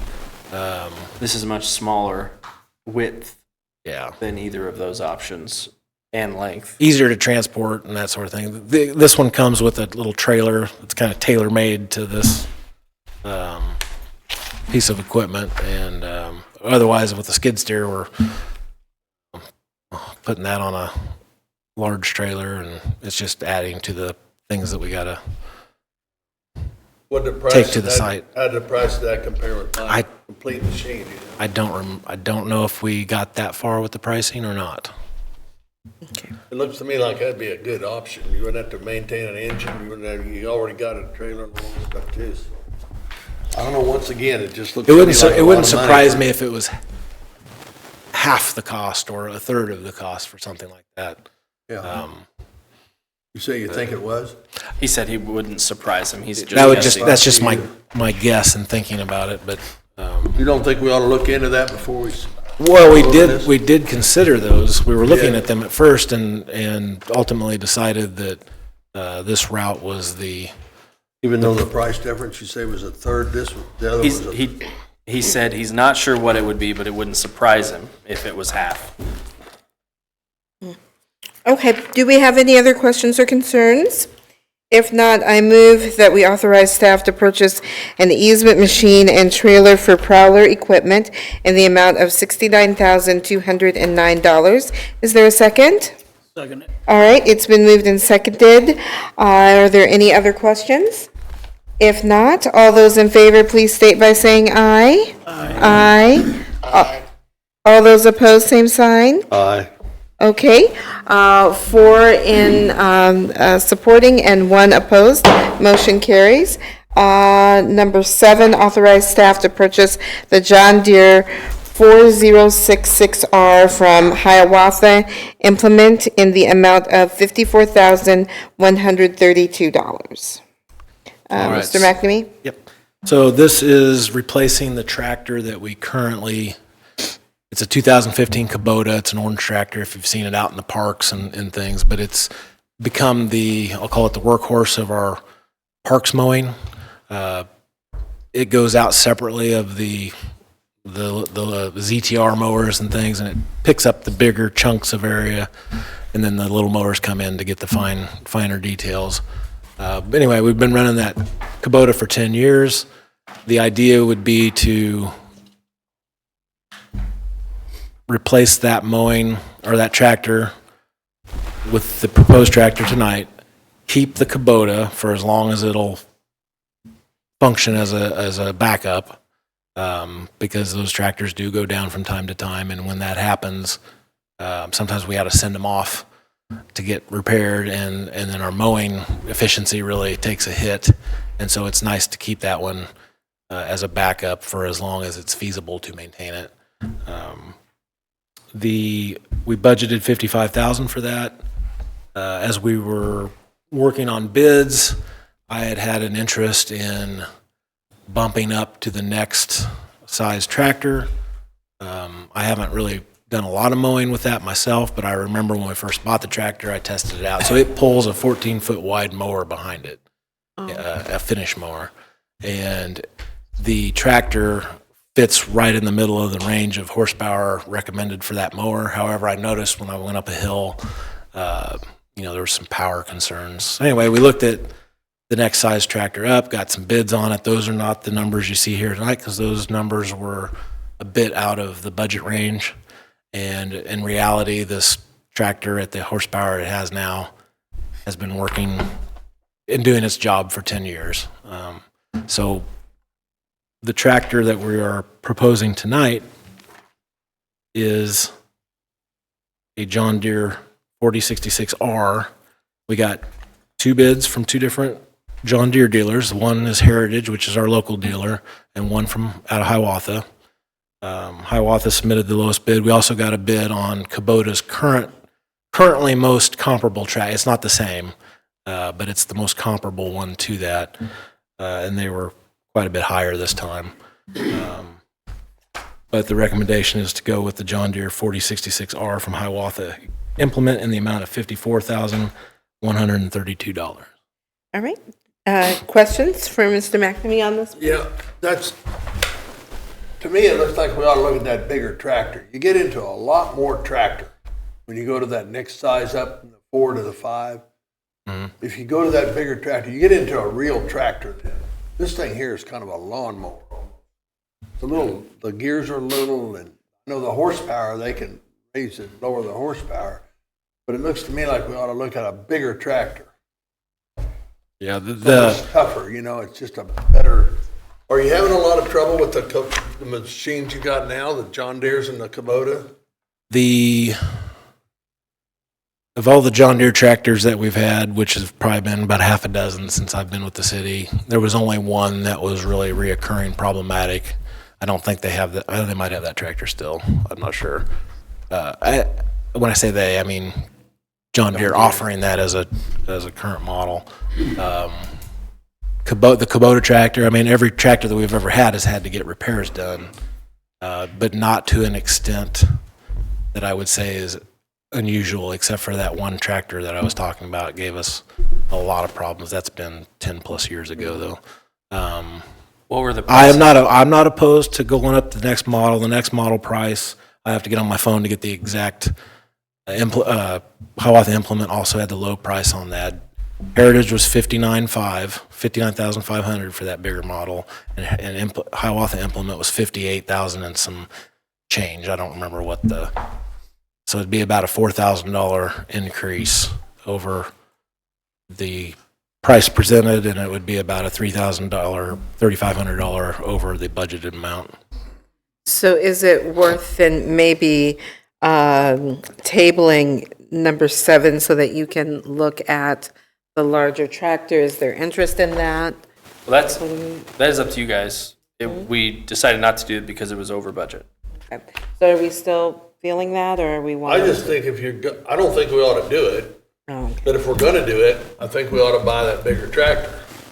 So I don't know where that all. Is this tractor going to be primarily used for mowing? Yes. And does this have a mowing deck, or you pull It hooks up behind its 14-foot wide Land Pride finish mower. And when I say by finish mower, it's a tractor. Yeah. Okay. Okay. Well, what are Did you you look at an International or a Ford Case IH or a Ford tractor? I don't believe so. No. Okay. Okay. But Mr. McNamee, you said that this tractor, the one that you're proposing, will fit our needs. Yes. I mean, it seems to be an equivalent to the Kubota that we've been using for 10 years. Okay. And it has done the job. I do think it gets a little underpowered in certain situations, but it's not been enough to be problematic. So I didn't feel justified in asking for something over the budget amount. But you get a lot more tractor for $4,000, $5,000, $10,000 less. I mean, more. You get a lot more tractor. It's not just a horsepower factor. It's you get a bigger frame tractor. You get a lot more. But this is also, I don't know that a bigger frame tractor, the issue is the horsepower side for us. This tractor is going through the parks and cemetery, and I don't know that we want necessarily a much bigger tractor in those locations. maybe we do, but I No, yeah, I would not be an advocate for like a physically larger Yeah. tractor or one that goes from hydrostat to like a more of a traditional gear. Because I want these operators to be able to slow down and maneuver efficiently and not, Well, this isn't a hydrostat tractor, is it? it should be. I think that's a mechanical shift tractor. Okay. That was E-hydro? that's one of the things we really look for on that particular. E-hydro. I didn't think it was. Okay. All right, well, then if we are satisfied then with this tractor, then I move that we authorize staff to purchase the John Deere 4066R from Hiawatha, implement in the amount of $54,132. Is there a second? I'll second it. All right, it's been moved and seconded. Are there any other questions? If not, all those in favor, please state by saying aye. Aye. Aye. All those opposed, same sign. Aye.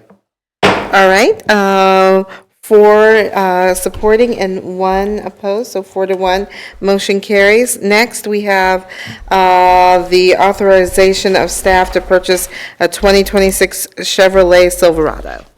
All right, so this is also in the ERP for $65,000 was the budget. This is a truck that would be utilized by the Streets Maintenance Division, and it would be upfitted with a utility bed, so like a toolbox service body type. Think of concrete projects where you got tools or not necessarily. We have a sign truck, so it probably wouldn't be used much for that, but miscellaneous projects, kind of what we would target it at. The outgoing truck is a 2010 Ford F-150, just regular pickup, fleet side bed. That would also be purple waved.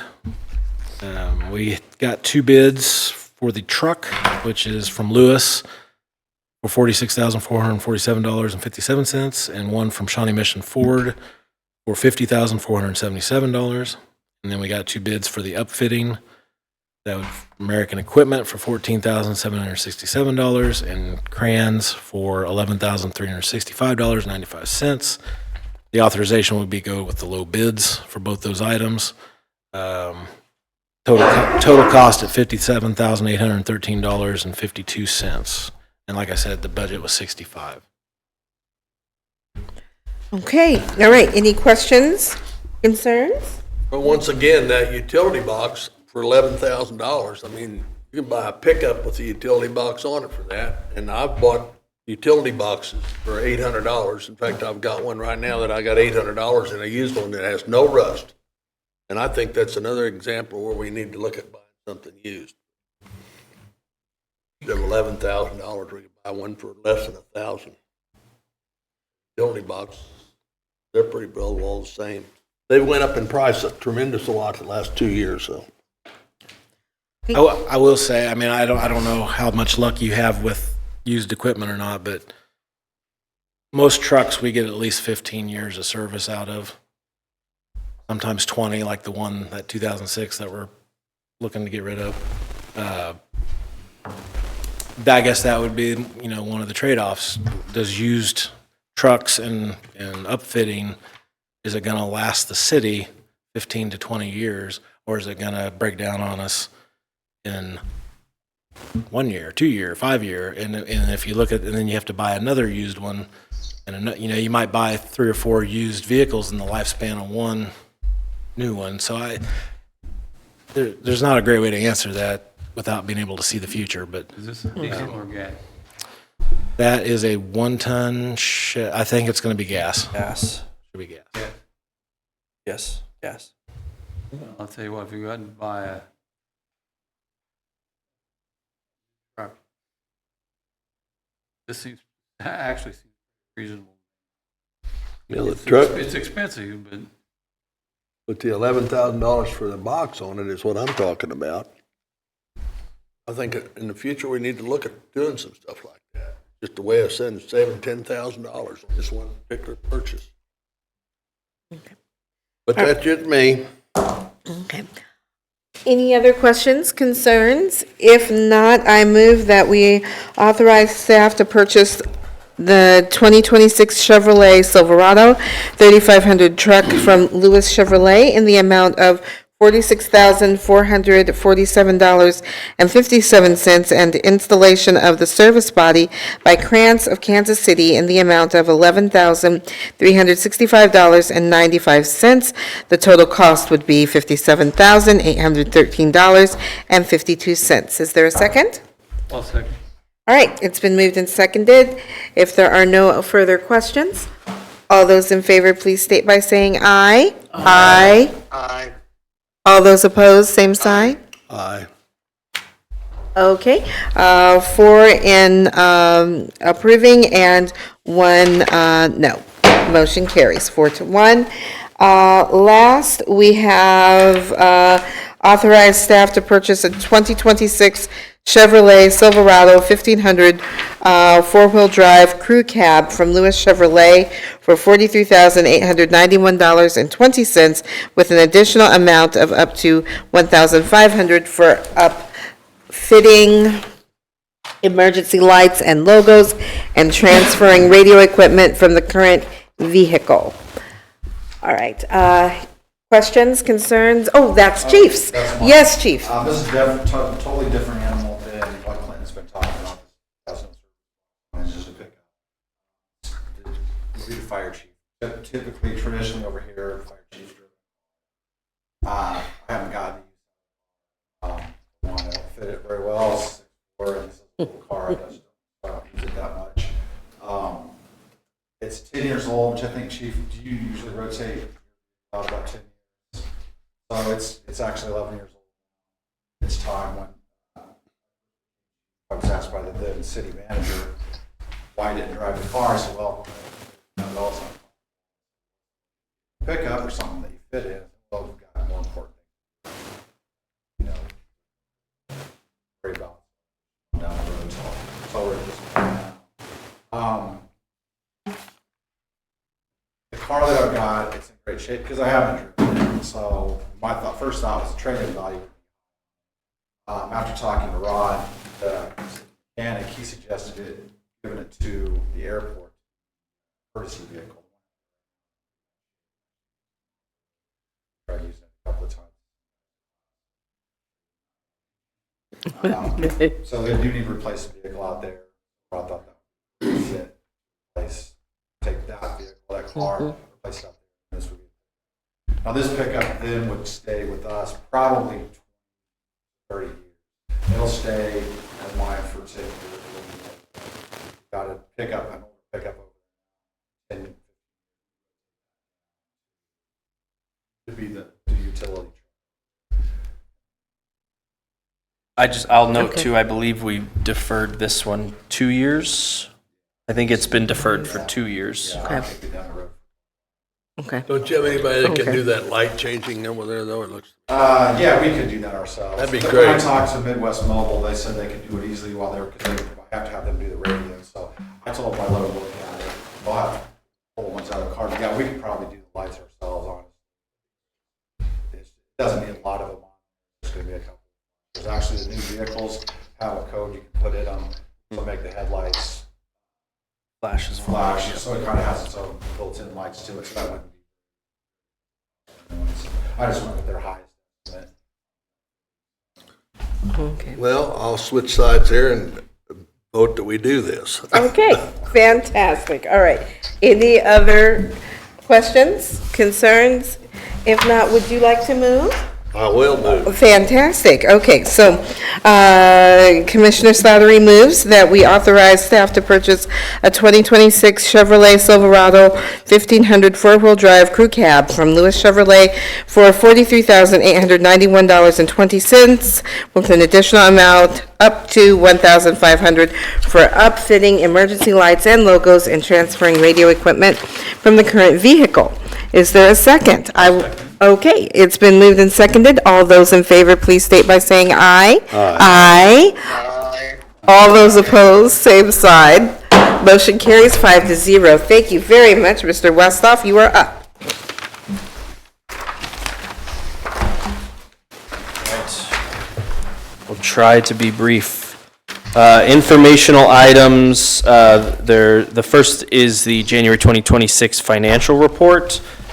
I'll call attention to just one item on there, on page 141. So, around this time of year, we receive the first disbursement of tax revenue from the county. And this year, the 3-year average for this first disbursement is around 60% of our total collections. It's a lot of folks making their full payments in December, other assessments coming in from the state, things of that nature. So it's a bulk of it's a majority of our collections for the year. This year it was only 44%. So staff has been working with the county treasurer, which obviously there's been some turnover up there. And so we're just working with them to figure out if anything got missed or if certain things were lower this year than they should have been. So I'll give you an update on that whenever we have more information. They've been responding and working with us on it. So like I said, I'll get back to you on that. And then I have some update items. Like I said, I'll try to be brief, but I have a few things. As you know, we are transitioning to our new Invoice Cloud payment system and our online accounts system. So just a reminder to everyone here and listening that you should double check your email address that you have with your utility account. You should be getting emails from Invoice Cloud where they are asking you to set up your new online account.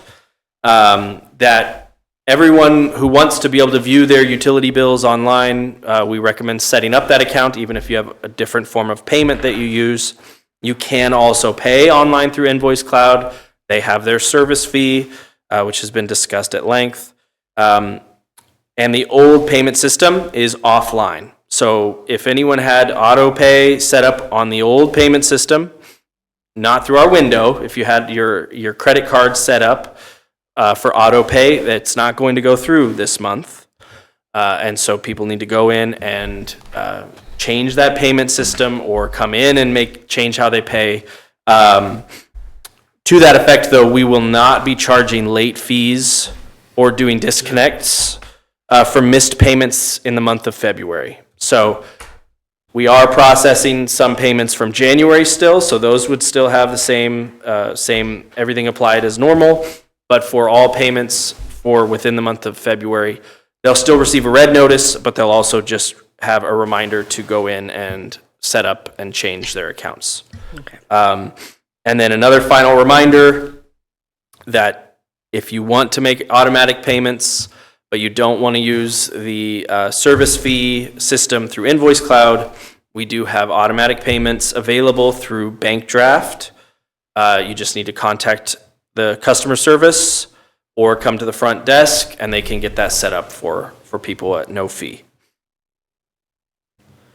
The water main replacement project is going well. The main is in on Mound Drive, and so now they're going through and making the connections to the homes.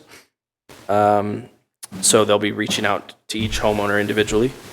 Elephant Park, the shelter is delivered, the footings are installed, and they're ready to they were started building the shelter today. There you go. Wonderful. Sidewalk projects, Clinton talked about the design and engineering for the 5th Street and Unity Street projects. Botteroff finished Project Concern last week, and I think they're finished up over there at Gasoline Alley as well, or the concrete is curing, so those are going well. Just a reminder for the new NRP, the joint public hearing will be held March 16th at 6 p.m. That's the city, the county, I think all of the school districts and other cities that want to take part. So that will be after your regular meeting here at 4:30. Then we will go over and have the joint public hearing with all of those entities at 6 p.m. at Memorial Hall. And I just remind everyone as well that we still have job openings, so check the city website, and including all those summer temporary positions that we open up every year. All right, very good. Thank you, Mr. Westhoff. All right, next we will have governing body comments. Commissioner Greenlee? Okay, very good. Commissioner Slattery? No, I'm good. Okay, Commissioner Murphy? I have a question for our police chief.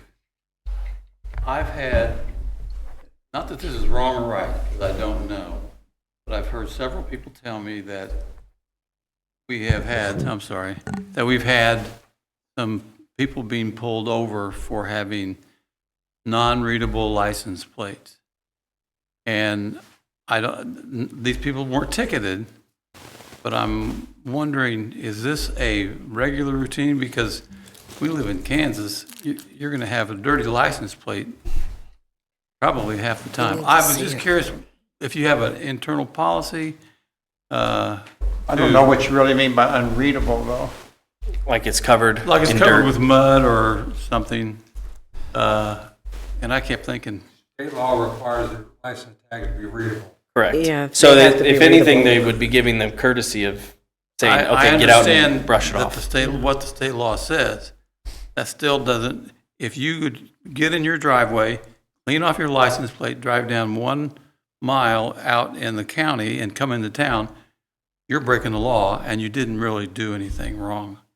That's why I'm thinking we ought to have a policy. It's funny till it happens to you.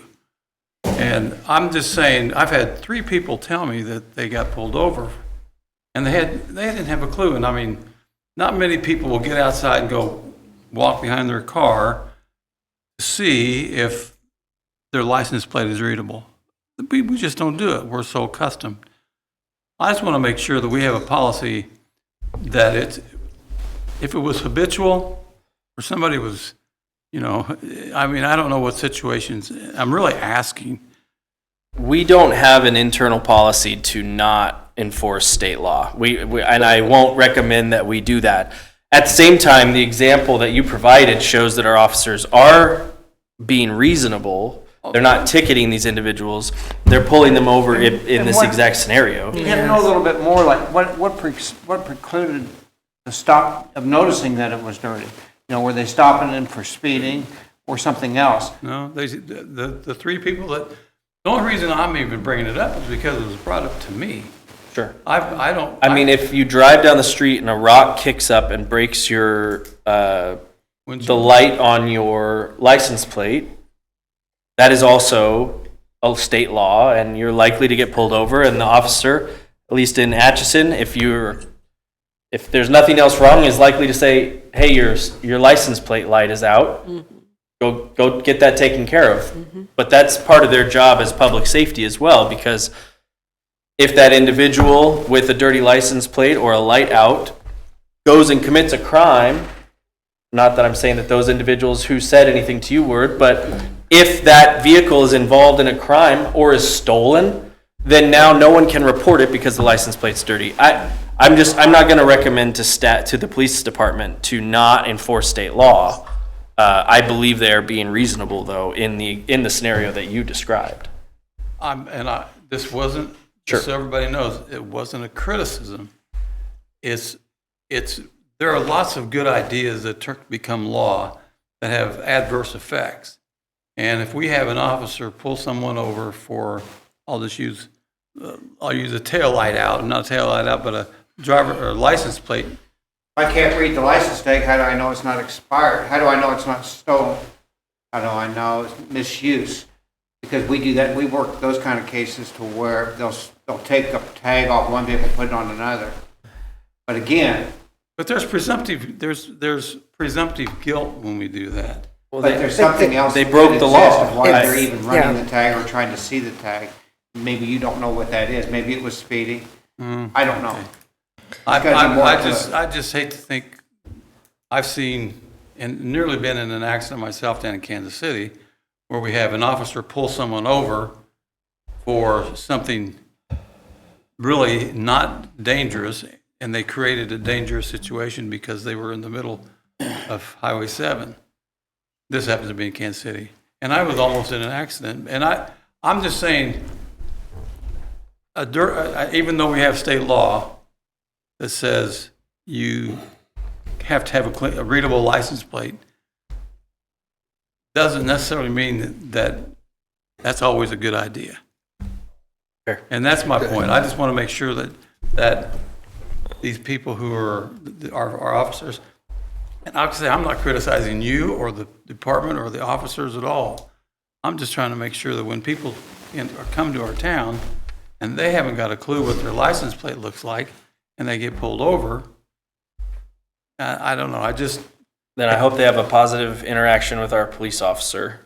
I think they will. And I believe that they will. I think they will. More than likely, they're just advising them. And Yes. Just Yes. like if you have a brake light out, you never notice till a cop pulls you over and says, brake light's out. Right. Oh, but, Yeah. okay. Yes. While they're sniffing for marijuana and looking for I said Yes. we've all done something wrong, we just haven't been caught. That's the whole mindset. At this point, anything further, Commissioner Murphy? I'm sorry. Okay, all right. Vice Mayor Wilcox? I'm good, thank you. Okay, all right, very good. And I just have one comment as just an acknowledgement that today we did lose an American who made a difference in the lives of many, many individuals, Reverend Jesse Jackson. He, of course, has been known for civil rights, not just for minorities, but in the 1980s, between 85 and 86, he, of course, joined with the farmers when there was economic problems within the farming industry and helped with those. And so I would just like for everyone just to remember him and the contributions that he made to our nation. And with that, I don't have anything further. I would entertain a motion for adjournment.